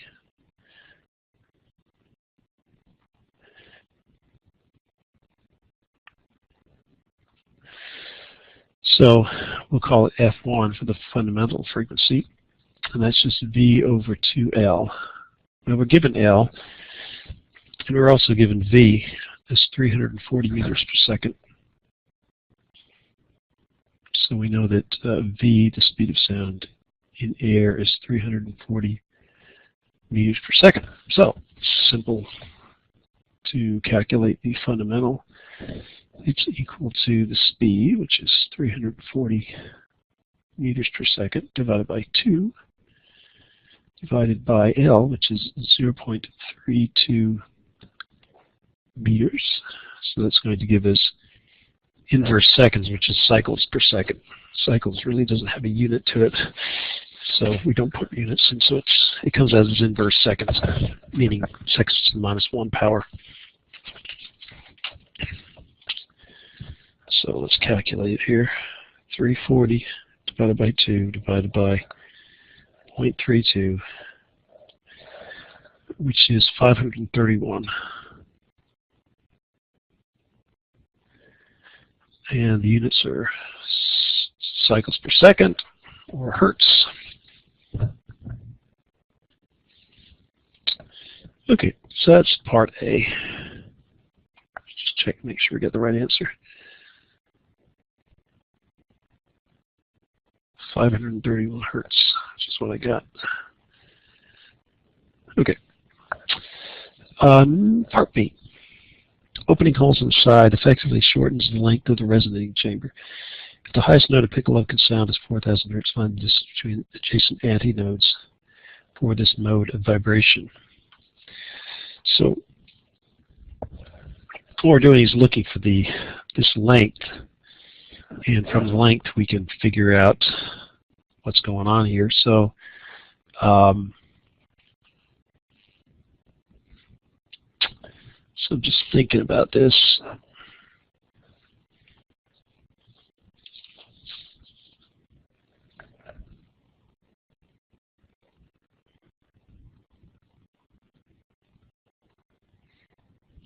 Because, you know, 4,000 hertz is the fundamental frequency at that particular point.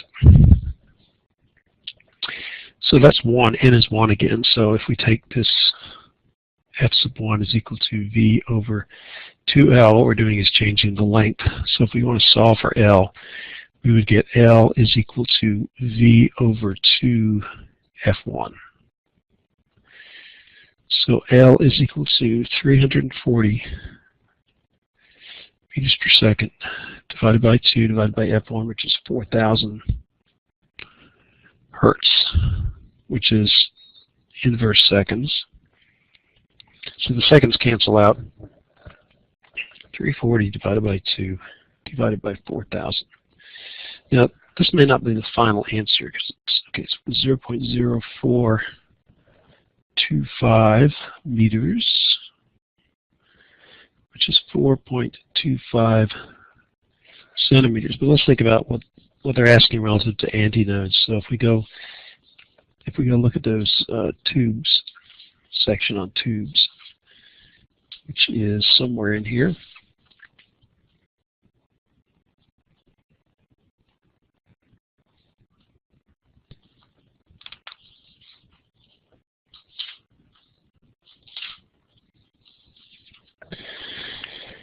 Okay, here we go. Okay, so if we look at the page 41, look at the top picture, then you'd see we have an antinode, node, antinodes. So what they're asking for is the distance between the antinodes, which are the ends. So that should be the length. So let me just check, see if that's right or not. 4.25 centimeters. So it is the same thing. Now they do it slightly differently, so let's share that. See what they're talking about here.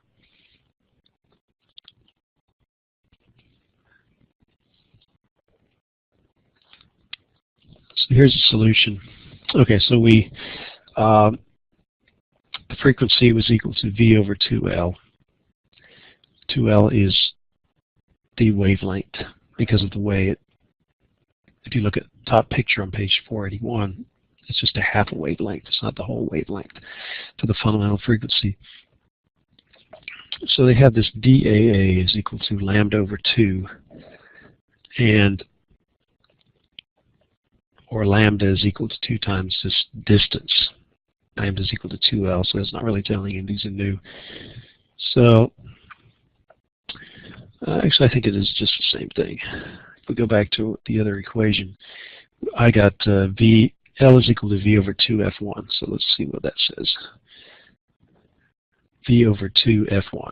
And we use 4,000 as the fundamental frequency. So, okay, I think I'm okay.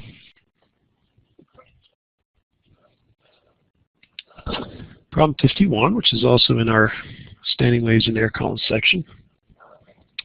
The human ear canal is about 2.8 centimeters long. If it is regarded as a tube that is open at one end and closed at the eardrum, what is the fundamental frequency around which we would expect hearing to be most sensitive? Take the speed of sound to be 340 meters per second. So it's really just like the last problem. 340 meters per second. We have the length is 2.8 centimeters. We convert that to meters, so we divide by 100. We get 0.028 meters. The fundamental frequency is going to be equal to 1, n is 1, times, and we had V over 4L. So V is equal to 340 meters per second, divided by 4, divided by L, which is 0.028 meters. 340 divided by 4 divided by 0.028. And we end up with about 3,000 hertz, or 3 kilohertz. And that's pretty accurate. You know, that's the one that irritates us the most because it's so strong. So I'm just going to check the answer, but I'm pretty sure that's correct. So we get around 3,000 hertz. Okay, so that's good.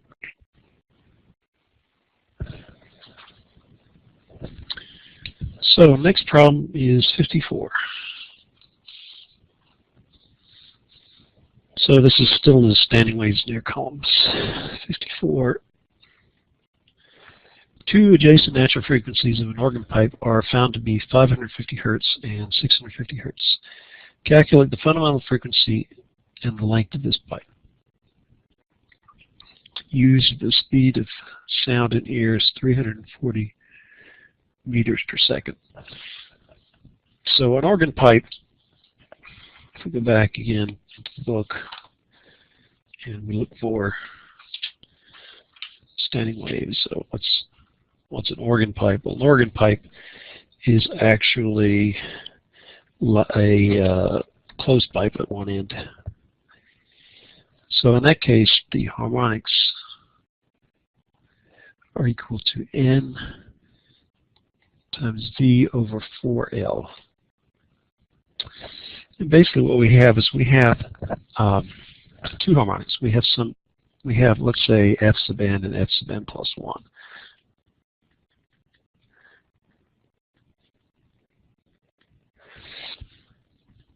And we know F sub n is 550 hertz. And F sub n plus 1 is 600 hertz. So the only things we don't know are N and L. So once we have L, we can calculate the fundamental frequency by just taking this and using N equals 1. So we have two unknowns. So let's, what are we going to do here? We can use substitution. And what's the best one to use? Let's try N. Let's solve this one for N. So we get 550 times 4L over V. 550 multiplied by 4L divided by V. Okay, then we can substitute in here. So we get 550 times 4L over V plus 1 plus 1 times V over 4L, and that's equal to 650. So I think we end up with a quadratic equation in terms of V. So let's see what we get here. Let's multiply this out. So we'll get 550 times 4L times V divided by V divided by 4L. So this V over 4L is from here. We get 550. There we get plus V over 4L from 1 times that. And then we get 650. Well, the 4L's cancel out here, and the V's cancel out. So actually, it doesn't end up being a quadratic equation. It's just going to be a linear equation. So what we get is 550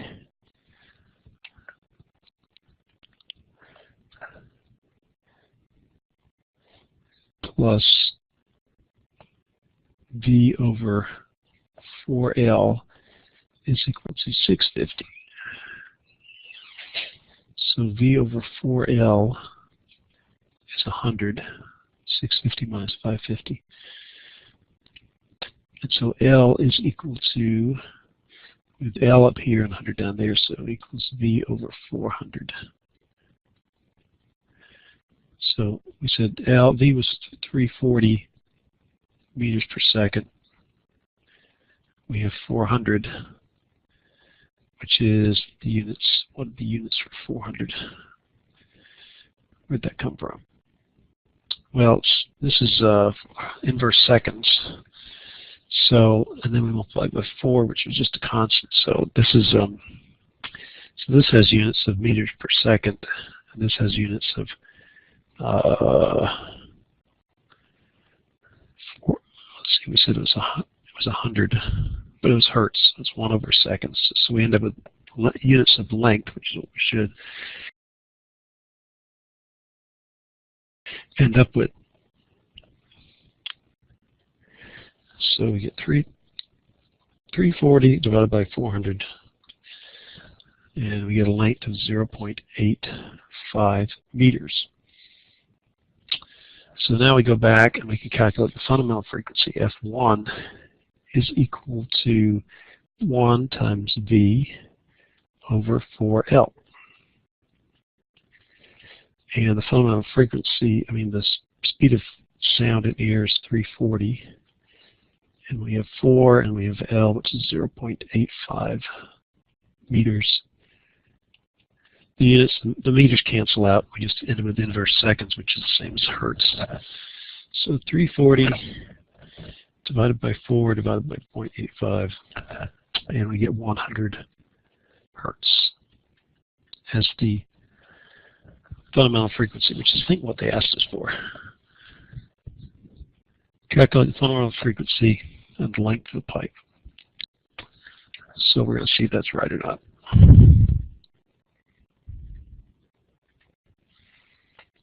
So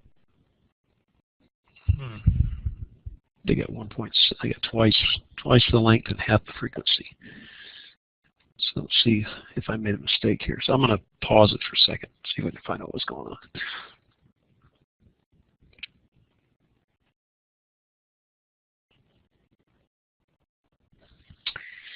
Okay, I figured it out. So actually, I didn't read it close enough, but for a organ pipe which is at closed at both ends, open at one end, this is true, but what happens is that these are only multiples of 2. So you go from the fundamental frequency 1, and then you go to 3, 5, 7, 9. So this really should be n plus 2. And what that will do is it will change that to 2, change that to 2, and we have a 2 there. So this becomes 2 divided by 4 is 2. So we get 200.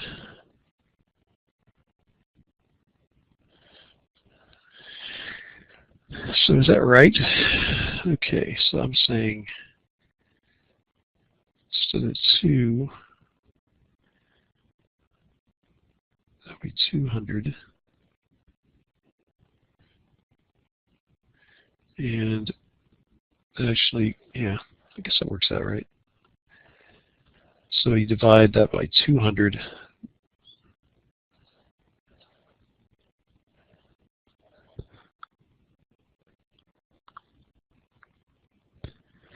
And so the length is twice the amount, which would be 1.70.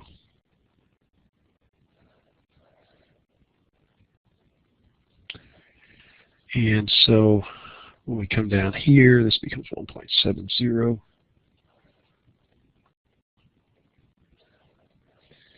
And this becomes 50. So the fundamental frequency is 50 hertz. Now, I'm going to show you in the book what they do, and they do a slightly different approach.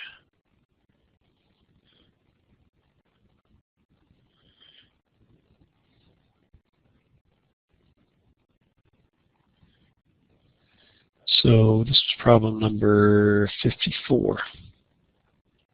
So let's read what they say. Observe from equations 1418 and 1419 in the textbook that the difference between successive resonant frequencies is constant, regardless of whether the pipe is open or closed at both ends, or open at both ends or is closed at one end. Thus, the resonant frequencies of 650 hertz or less for this pipe must be 650, 550, because there was a difference of 100 between corresponding ones. So they said, then we have to go down to 450, 350, 250, 150, 50. So the fundamental frequency is 50 hertz. And they say that if you look at a tube that's open at both ends, the frequencies would be at 50, 100, 150, 200, which doesn't fit this pattern. So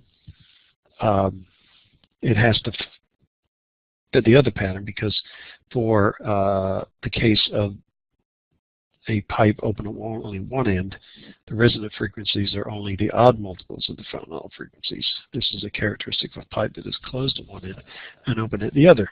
The length of such a pipe, blah, blah, blah, is 1/4 length. So they figure this is 50, and then they use the formula for the fact that it's closed at one and open at the other. I made that assumption at the beginning. I know what an organ pipe looks like, which you guys may not. So they actually calculate the frequency first and then the wavelength, whereas I did the wavelength and the frequency.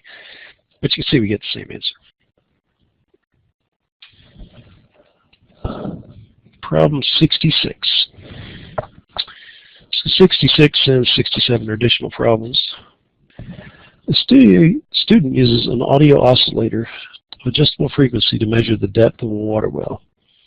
He reports hearing two successive resonances at 52 hertz and 60 hertz. If the speed of sound is 345 meters per second, how deep is the well? So let's write down the VU first, 345 meters per second. And we're going to assume that the well behaves like a resonating chamber with one end open. So we have one end open, one closed. And we know that the frequency is going to be equal to so we have N times V over 4L. And one way you can look at it is that, if these are two successive frequencies, you're going to have 60, 52 is the next one. You'll subtract 8, you'll get 44, 36. 36 minus 8 is 28, 20, 12, 4.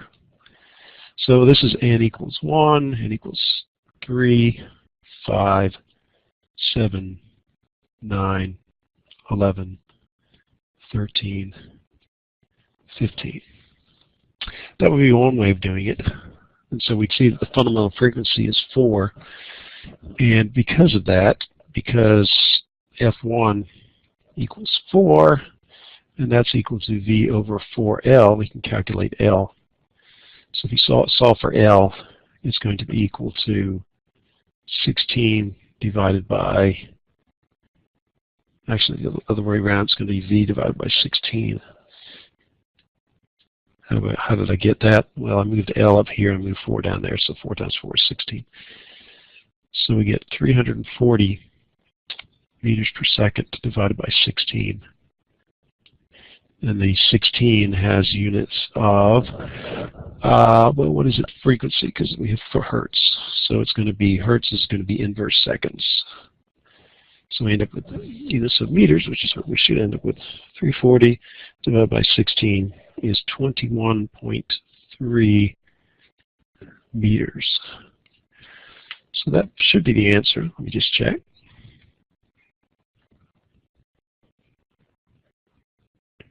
.6 meters. What did that get? 21.3. Should have been.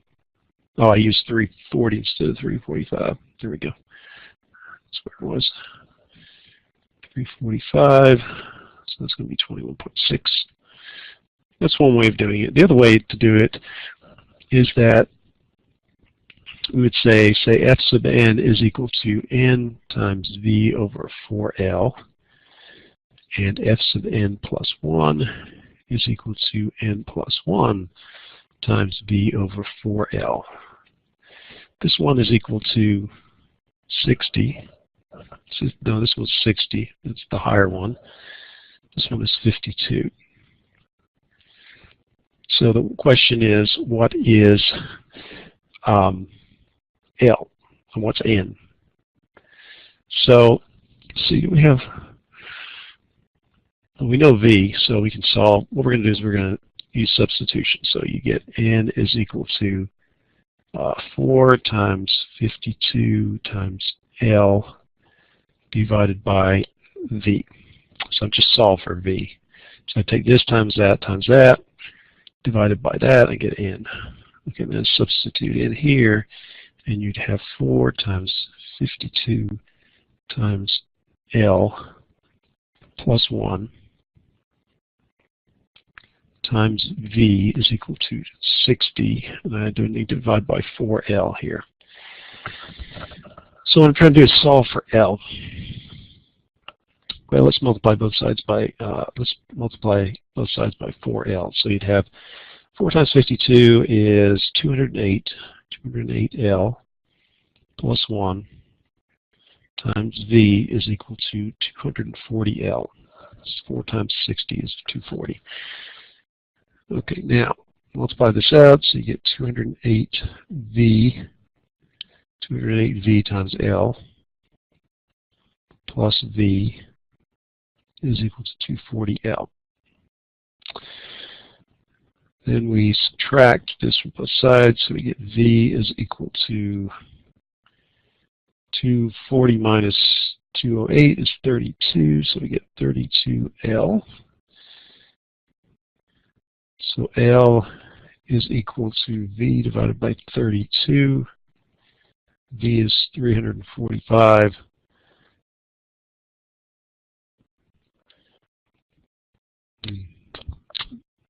See my problem here because I have the answer here is 16. Here I'm divided by 32. So, oh, I know, I did this last time too. This is actually plus 2. It's n plus 2. Why did I do that again? Because I keep forgetting. So it's, this would be n plus 2. So this is n plus 2. Plus 2. So this is 2V. 2V.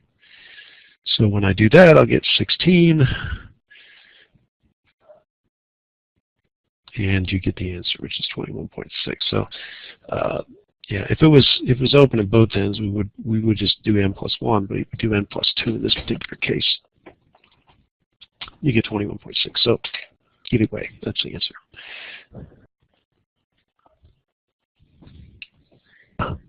Okay, our final homework problem in this section is 67. It says, when at rest, 2 trains have sirens that emit a frequency of 300 hertz. The trains travel toward each other and an observer stationed between them. one of the trains moves at 30 meters per second, and the observer hears a beat frequency of 3 beats per second. What is the speed of the second train, which travels faster than 30 meters per second? So let's draw a picture. So here's this person. Get ready to get hit by 2 trains. One train's moving in this direction, like a steam engine. So it's moving. This other one's moving in the other direction.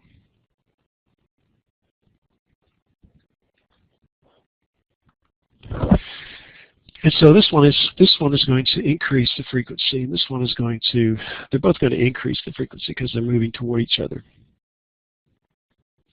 So it's always a stationary object. So let's call this train 1, or let's call this 2. This is our observer. This is our source. So we have the source 1 and the source 2. Okay, so we know the frequency of source 1 is equal to 300 hertz.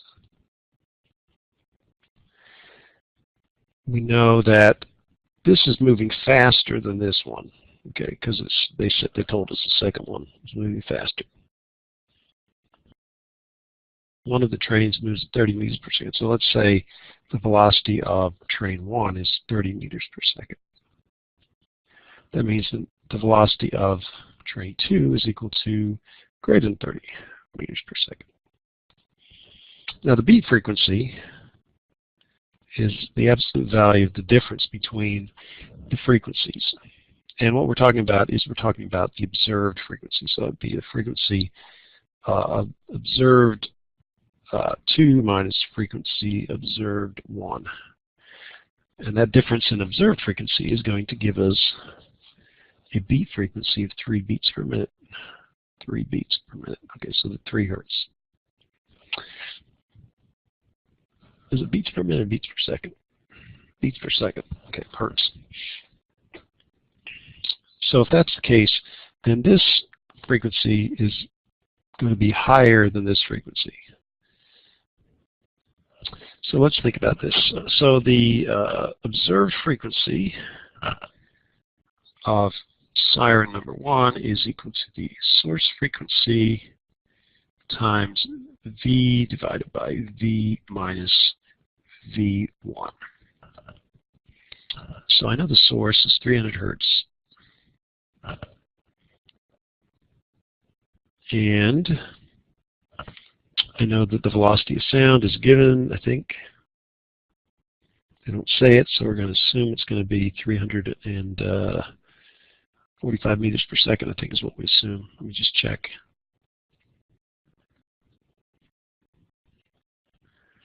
$345.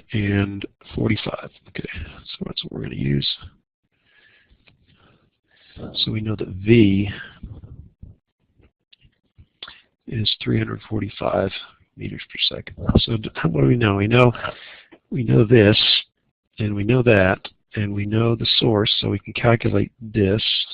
Then once we know that, we can calculate that. Once we know that, we can go back to that direction. Okay, so that all makes sense. So that's what we're going to do. We're going to calculate the observed frequency. It's going to be 300 hertz. And the speed of sound is 345 meters per second. We're going to divide that by 345 meters per second, and we're going to subtract. Why are we going to do that? Because we know the frequency is going to be higher because we're moving towards that. So we know it's a negative. Okay. So 300 hertz times 345 divided by 345 minus 30. And so we observe a frequency of 328.6 hertz. That's our observed frequency 1. So our observed frequency 2 is going to be greater than that. So we're going to add 3 hertz, so we'll get 331.6. If you add 3 to that, you get that. Okay, so that's our observed frequency 2. And then we write out the equation. So the observed frequency for 2 is the source frequency for 2. So I'll change this to 1 just to make sure that we see that's working out. And then we have V minus V over V minus V 2. Okay. So what are we trying to figure out here? I've already kind of lost. What is the speed of the second train, which travels faster than 30 meters per second? Okay. And both trains have the same siren. So we also know that the frequency of the source for 2 is also 300 hertz. I figured we needed that because I didn't have enough equations and unknowns here. So what we're trying to solve for is V2. So let's solve for it algebraically. How do we do that? Well, if we get F02 divided by Fs2 is equal to V over V minus V2. Okay, let's multiply, cross multiply. You'll get F02 times V minus V2 is equal to Fs2 times V. This times that times that equals that times that. We multiply this out. So you get F observed 2 times V minus F observed 2 times V2 is equal to F source 2 times V. V is the speed of sound. Now we're going to subtract this from both sides, just one. So you'll have to get negative F02 V2 is equal to V times Fs2 minus F02, or F observer 2. So let's subtract that, factor out the V. And if I divide by negative F of the observer 2, I'll get that V is equal to V times, I'm going to change the order because I'm going to divide by negative, so it's going to be F02 minus Fs2 divided by F observer 2. So that's the algebra. And so now we just need to plug the numbers in. So we have 345 meters per second. The frequency observed here is 331.6 hertz. F source 2 is 300 hertz, same as F source 1. And then we divide by F02, so 331.6 hertz. See, the velocity is going to be the units because we have hertz in the numerator and the denominator, and they cancel out. So we get 345 times 331.6 minus 300, the whole thing divided by 331.6, and I get 32.9 meters per second. So that's the speed, and the other one's going faster by about 3 meters per second. So let's just check the answer.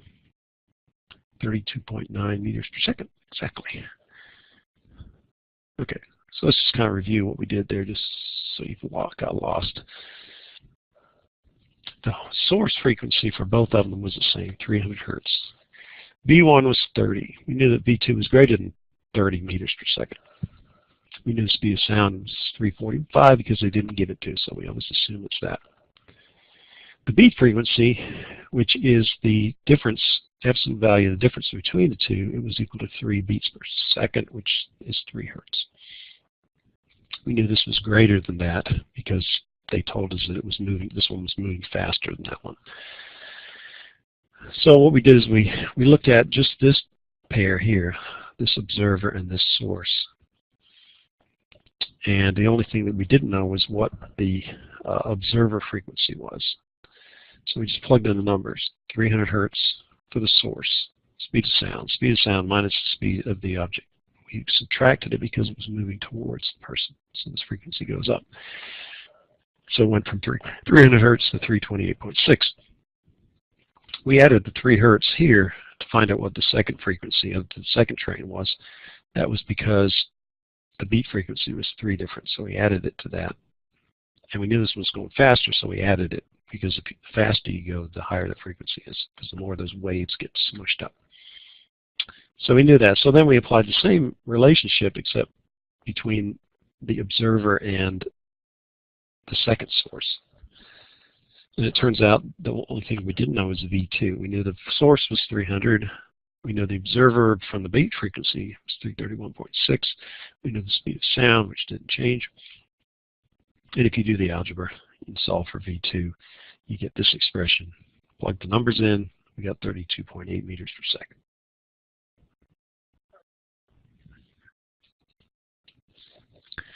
'68. So let's see what 68 is. A commuter train blows its horn as it passes a passenger platform at a constant speed of 40 meters per second. The horn sounds at a frequency of 320 hertz when the train is at rest. What is the frequency observed by the person on the platform? A, as the train approaches, and B, as the train recedes for him. What wavelength does the observer find in each case? Okay, so this is the Doppler effect.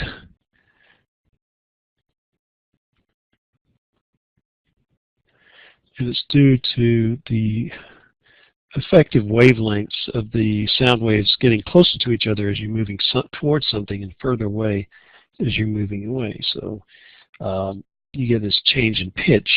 You know, when you have something passing you, as it comes towards you, it has a higher pitch, and then it goes lower pitch. So it goes. If you've ever watched stock car race or something like that, you'll notice as the cars zoom by you. Okay, so let's go to the book and look at the equation for the Doppler, how to determine the observed frequencies. So first I got to find the Doppler effect here. I don't remember where it is. Probably near the end. Well, let's say it's near the end. And if in doubt, go to the summary, which is at the end of the chapter. And so what it says, let's write it down and see what we can tell about it. So it says the frequency O, which is the frequency of the observer, is equal to the frequency of the source times, so we take the velocity divided by, that's the speed of sound, plus the velocity of the observer divided by v minus the velocity of the source. So in this particular case, the person is sitting still, so the velocity of the observer is 0. And depending upon which part of the thing's happening, when the source is either moving away towards or away from you. So what happens is, just in case we mess up the sign, let's just think about what it needs to be. So, well, in this case, actually, it says the horn sounds at frequency when the train. Okay, so in this case, the velocity or the frequency of the source is given. It's 320 hertz. Okay, so the velocity of the observer is 0. The velocity of the source, depending upon whether it's coming towards you or away from you. And I can't remember which way is positive. I'm thinking, well, this is the way we can think about it, because we know it goes high to low. So if we have this is smaller, then that's going to make this fraction larger. And so we want it to be V sub S is positive when it's coming towards us, because that's going to make this smaller, it's going to make that bigger, which is going to make the observed frequency higher. So that makes sense. So the speed coming in is 40 meters per second. That's for the first part. For the second part, the source is negative 40 meters per second. Speed of sound is, let's see if it's given or not.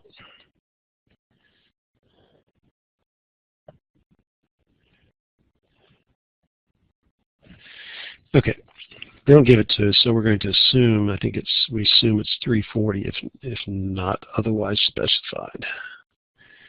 So that's the velocity, that's the velocity of sound. So the frequency of the observer, we'll say towards, is equal to the frequency of the source, which is 320 hertz, times speed of sound, 340 meters per second, plus the velocity of the observer, which is 0, divided by 340 minus 40. So all the meters per second cancel out. So we get 320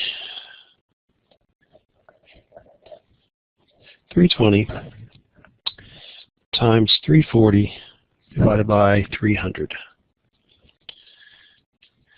So the frequency, observed frequency, is 363 hertz, which is higher than the source frequency. And the frequency of the observer when it's away, instead of towards, is 320 hertz times 340 meters per second minus 0 meters per second divided by 340 meters per second, and you get minus a minus.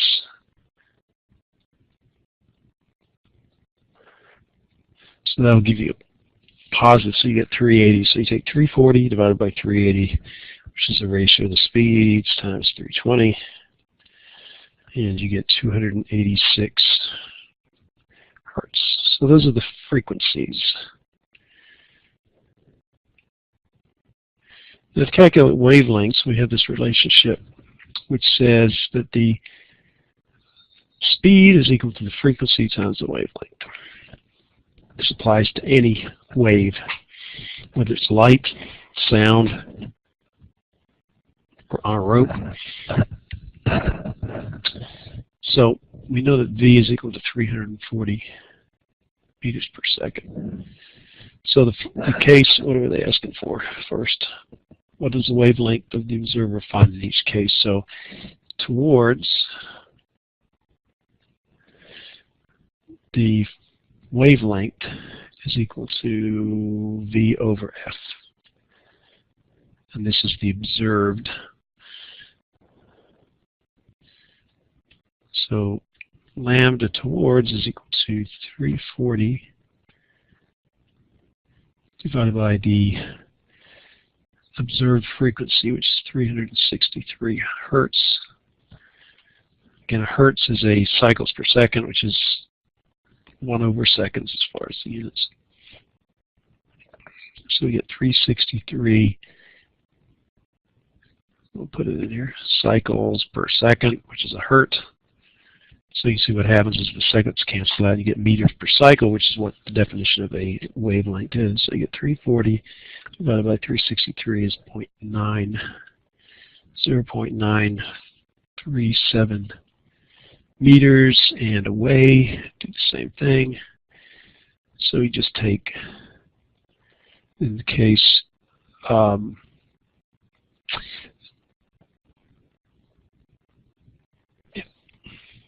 so you take 340 meters per second, and the frequency is 286 cycles per second.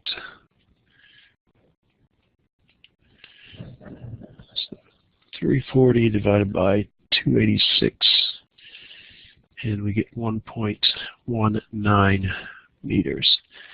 So as the train's coming towards you, the waves get smushed together, and you get a lower, smaller wavelength, and then when you're leaving, the waves get stretched out, and so you observe a longer wavelength. So we're going to check the answers. This is problem number 68.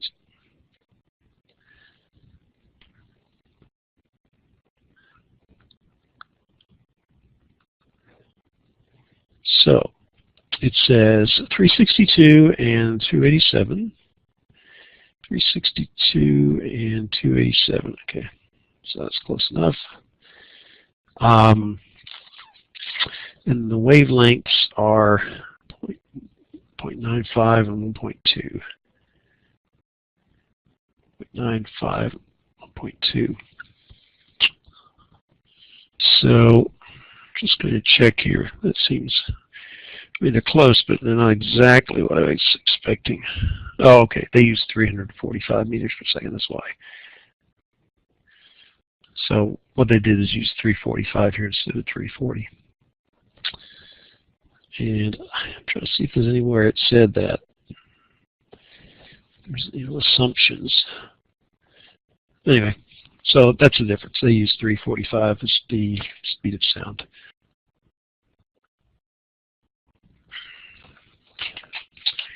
Okay, we've got problem number 70.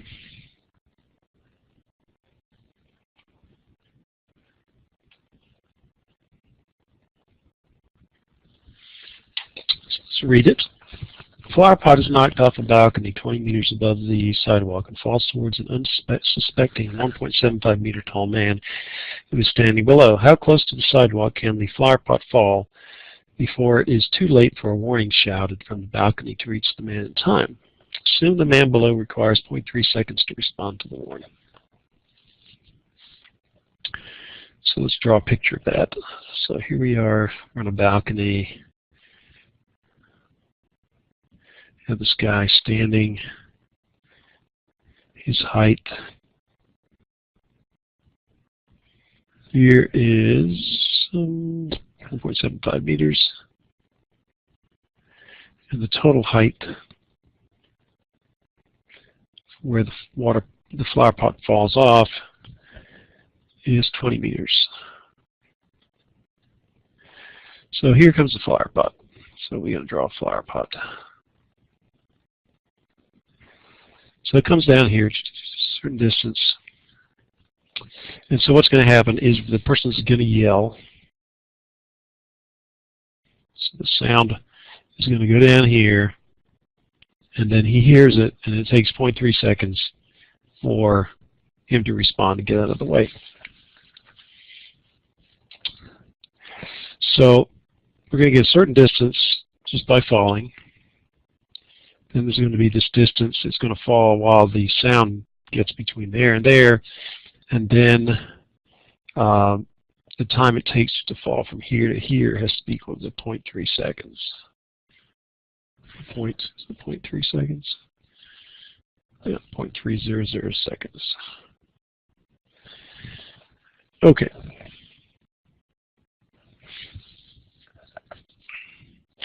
So we're going to have delta y here.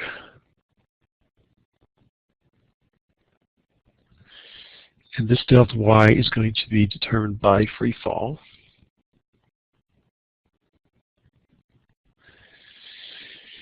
And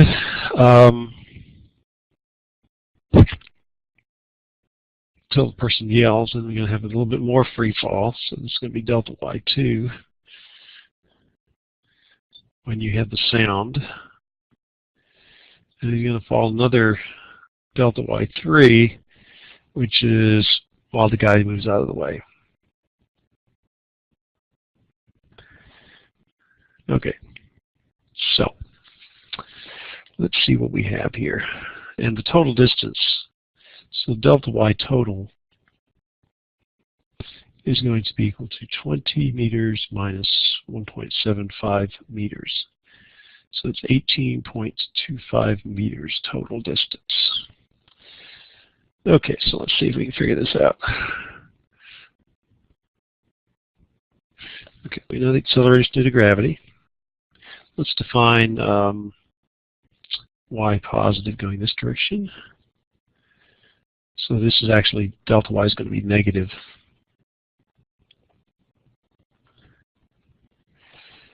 Okay. So, and we also know that the initial velocity is 0. So v0 equals 0 meters per second.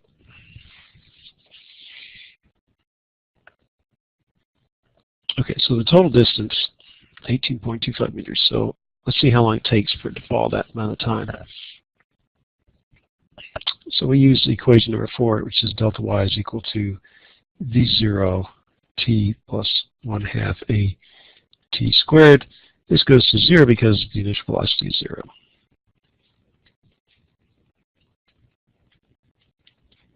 So what we can do is we can solve this for t. And t is going to be equal to 2 delta y over a square root. So the total time is going to be equal to the square root of 2 delta y, which is negative 18.25 meters, divided by a, which is negative 9.8 meters per second squared. So the negatives cancel out, give a positive. So we have 2 times 18.25 divided by 9.8 to the 0.5 power. So it's 1.93 seconds. Okay, now the person has to yell.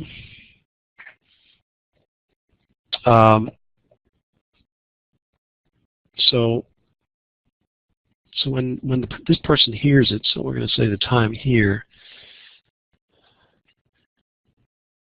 So the time he hears it is going to be equal to 1.93 seconds minus the delay time, which is 0.3 seconds. So that's 1.63 seconds. So that's when he hears it. Now the person has to yell whatever time it takes for the sound to travel. So so the time he has to yell is going to be equal to the time he has to hear it minus the time for the sound to travel. So how much time does he need for the sound?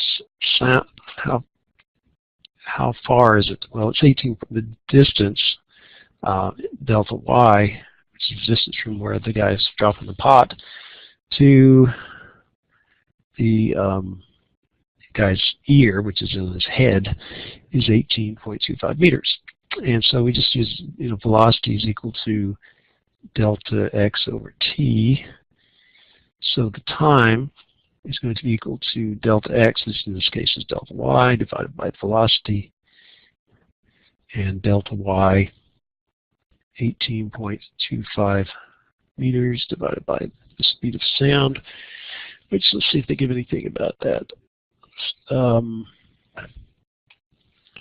let me see what they use in the solution here so I can be consistent with that. So this is problem number 70. So they use 345 meters per second. So V is equal to 345 meters per second. So it takes 18.25 divided by 345. It takes 0.052 seconds for the sound to travel. So that's for the sound. Call that sound. So the object, when he has to yell, is going to be equal to 1.63 minus 0.052. So that's 1.58. I'm just going to not worry about this one. I'm just going to subtract 0.05. So that's when he has to yell. So once we know that time, we can go back and use this same equation, but we're going to solve for delta y, see how far it's fallen during that period of time. So it was delta y, we derived that from this equation. And we said that was 0. So delta y is 1/2 a, negative 9.8 meters per second squared, times t, which is 1.58 seconds. So 0.5 times 9.8 times 1.58. Okay, you get negative 7.74 meters. And what they're asking for is how close to the sidewalk can the flower pot fall before it's too late for the warning shout? So from the sidewalk,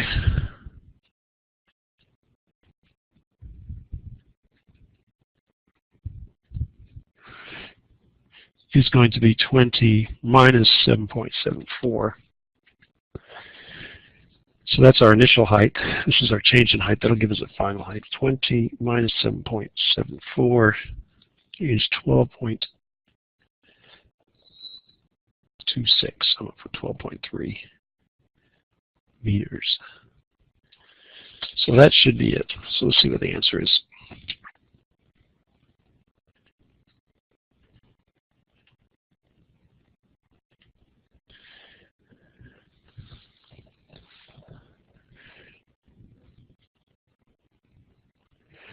Okay, so they got 12.2 meters. So I'm going to show you what they do, and I think it's the same as I do, but just so you can see how somebody else thought through this thing. Okay, so the distance from the balcony to the man's head is 18.3 meters. The time for the warning to travel this distance is 0.0529 seconds, which I calculated. So the total time needed to receive the warning and react is, so this is how time it takes to get there. This is the reaction time, which is 0.353 seconds. For the time for the pot to fall this distance, starting from rest, is 1.93 seconds. So what they do is they, so that's the total time. So you take 18.3, which is this number right there, and you get 1.93 seconds. Thus the latest warning should be sent is you take the total time minus the time it takes for reaction plus the sound to travel to get 1.58 seconds. And use that time to calculate the delta y, which is, they've got a positive number because of the way they defined, I guess, y. They get 12.2 meters, and so you take 20 minus 12.2, so you get 7.8. So am I doing it the wrong way here? Let's see. So like 1.58 seconds. So let's look back here. 1.58 seconds, yes. So 1.58 seconds.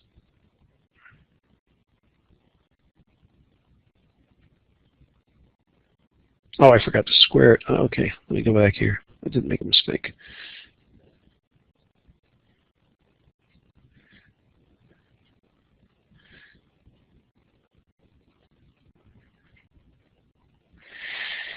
Okay, I forgot to square this. So if you square that, 0.5 times 9.8 times 1.58 squared, you get 12.2. Yeah, just kind of as a coincidence it's worked out, but so you take 12.2 there. So 20 minus 12.2 is 7.8. Okay, sorry about that.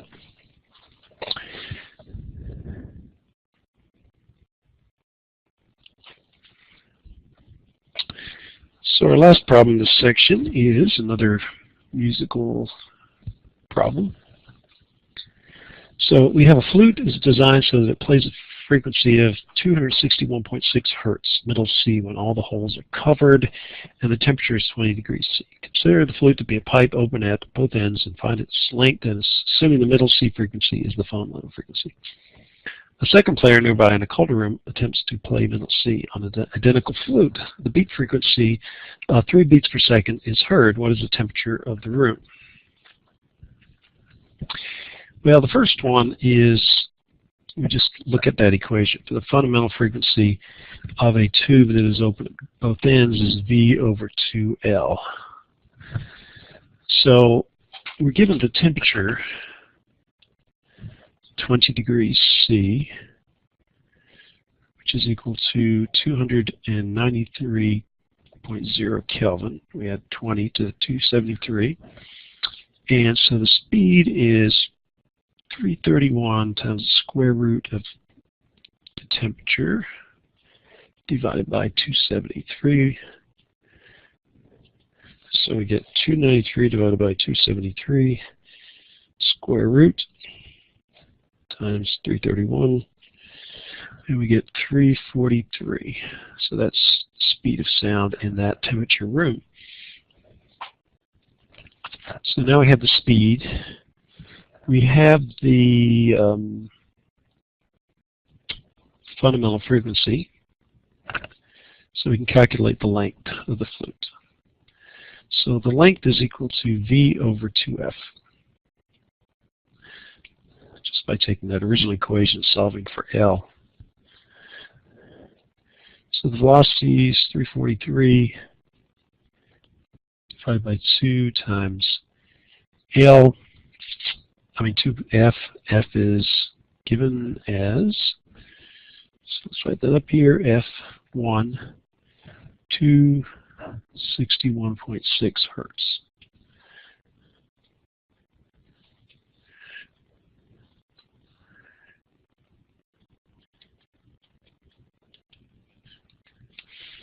.343 divided by 2 divided by 261.6. So we get the length is 0.656 meters, which is about half a meter, which is about the length of the flute, so that's pretty good. Next. In the Calder room, we're going to assume that the length stays the same.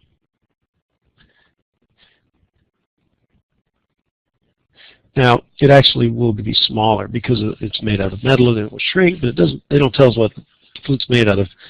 And the change in length is small, relatively speaking, in comparison to the change in the speed of sound. So we're going to assume that it doesn't shrink, and that's okay. So that's an assumption we make. Now it says we have a beat frequency. If you hear the two, you're in one room and the other, you hear both frequencies, and they're different. And the beat frequency is just the difference in the two frequencies. So if we look to beats, go on page 484, 485, it says the beat frequency is equal to the absolute value of F2 minus F1. And so we know the difference in this case. So we know F2 is going to be equal to F1 plus the beat frequency. The question is it higher or lower? And you still get the same beat frequency. But because it's colder, what does that mean? Well, this will make this smaller, lower. So if this is lower for a given length, then this frequency is going to be lower. So we're actually going to subtract the beat frequency off instead of adding it on, because it says the room is colder, I think. Colder room, yeah. So we're actually going to subtract this. It's associated with this absolute value thing, so we're going to subtract the beat frequency. So the frequency in the hotter room was equal to 261.6. We subtract off the beat frequency, which is 3 beats per second. So 261.6 minus 3 is 258.6 hertz. So we go back to this equation, which means we're saying the length is the same between these two. So we can solve for the velocity of sound in air, which would be equal to 2L F2. So that's the speed of sound in the second room. So we get 2 times L, which is 0.656 meters, times F2, which is 258.6.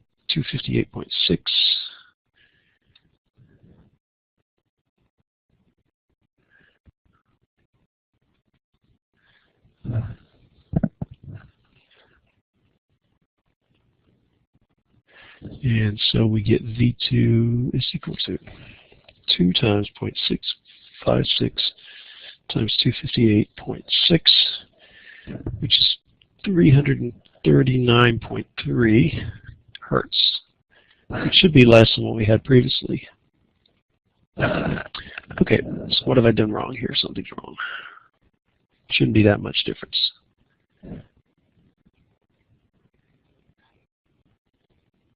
Oh, that's not hertz. It's meters per second. Okay, so that's the speed. The speed on the first one was 300 and let's see what it was. I think 343. So it is, yeah, so the speed of sound has gone down, which is associated with the colder temperature. So we know that V2 is equal to 331 times the square root of T2 over 273. So if we square this, we get V2 squared is equal to 331 squared times T2 over 273.6. So T2 is equal to V2 squared over 331 squared times 273.6, or 273. Where I got this 0 from? Can't read my own writing. 273.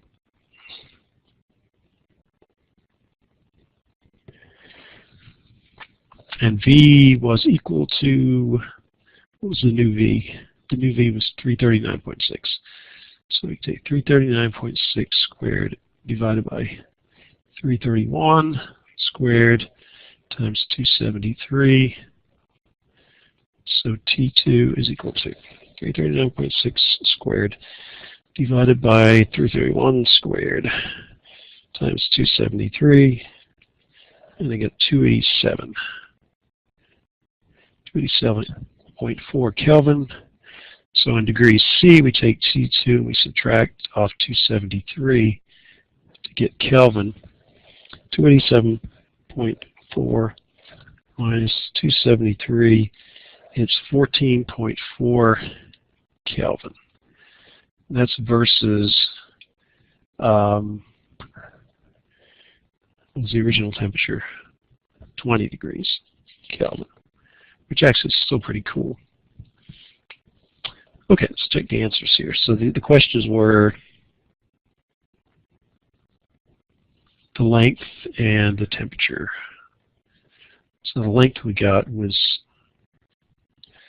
like 1.85 or something like that, I think. Actually at 0.655. So what we got? 0.65656. Sounds close enough to me. And the temperature, I got 14.4 Kelvin.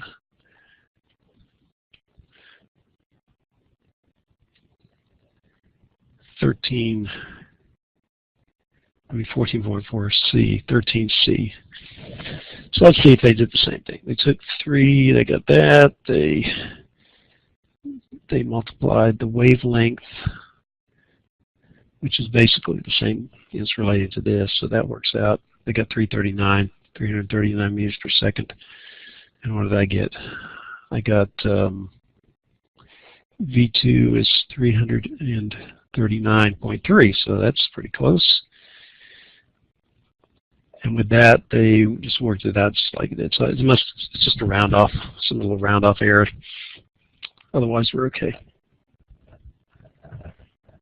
Just trying to see if there's anything else that.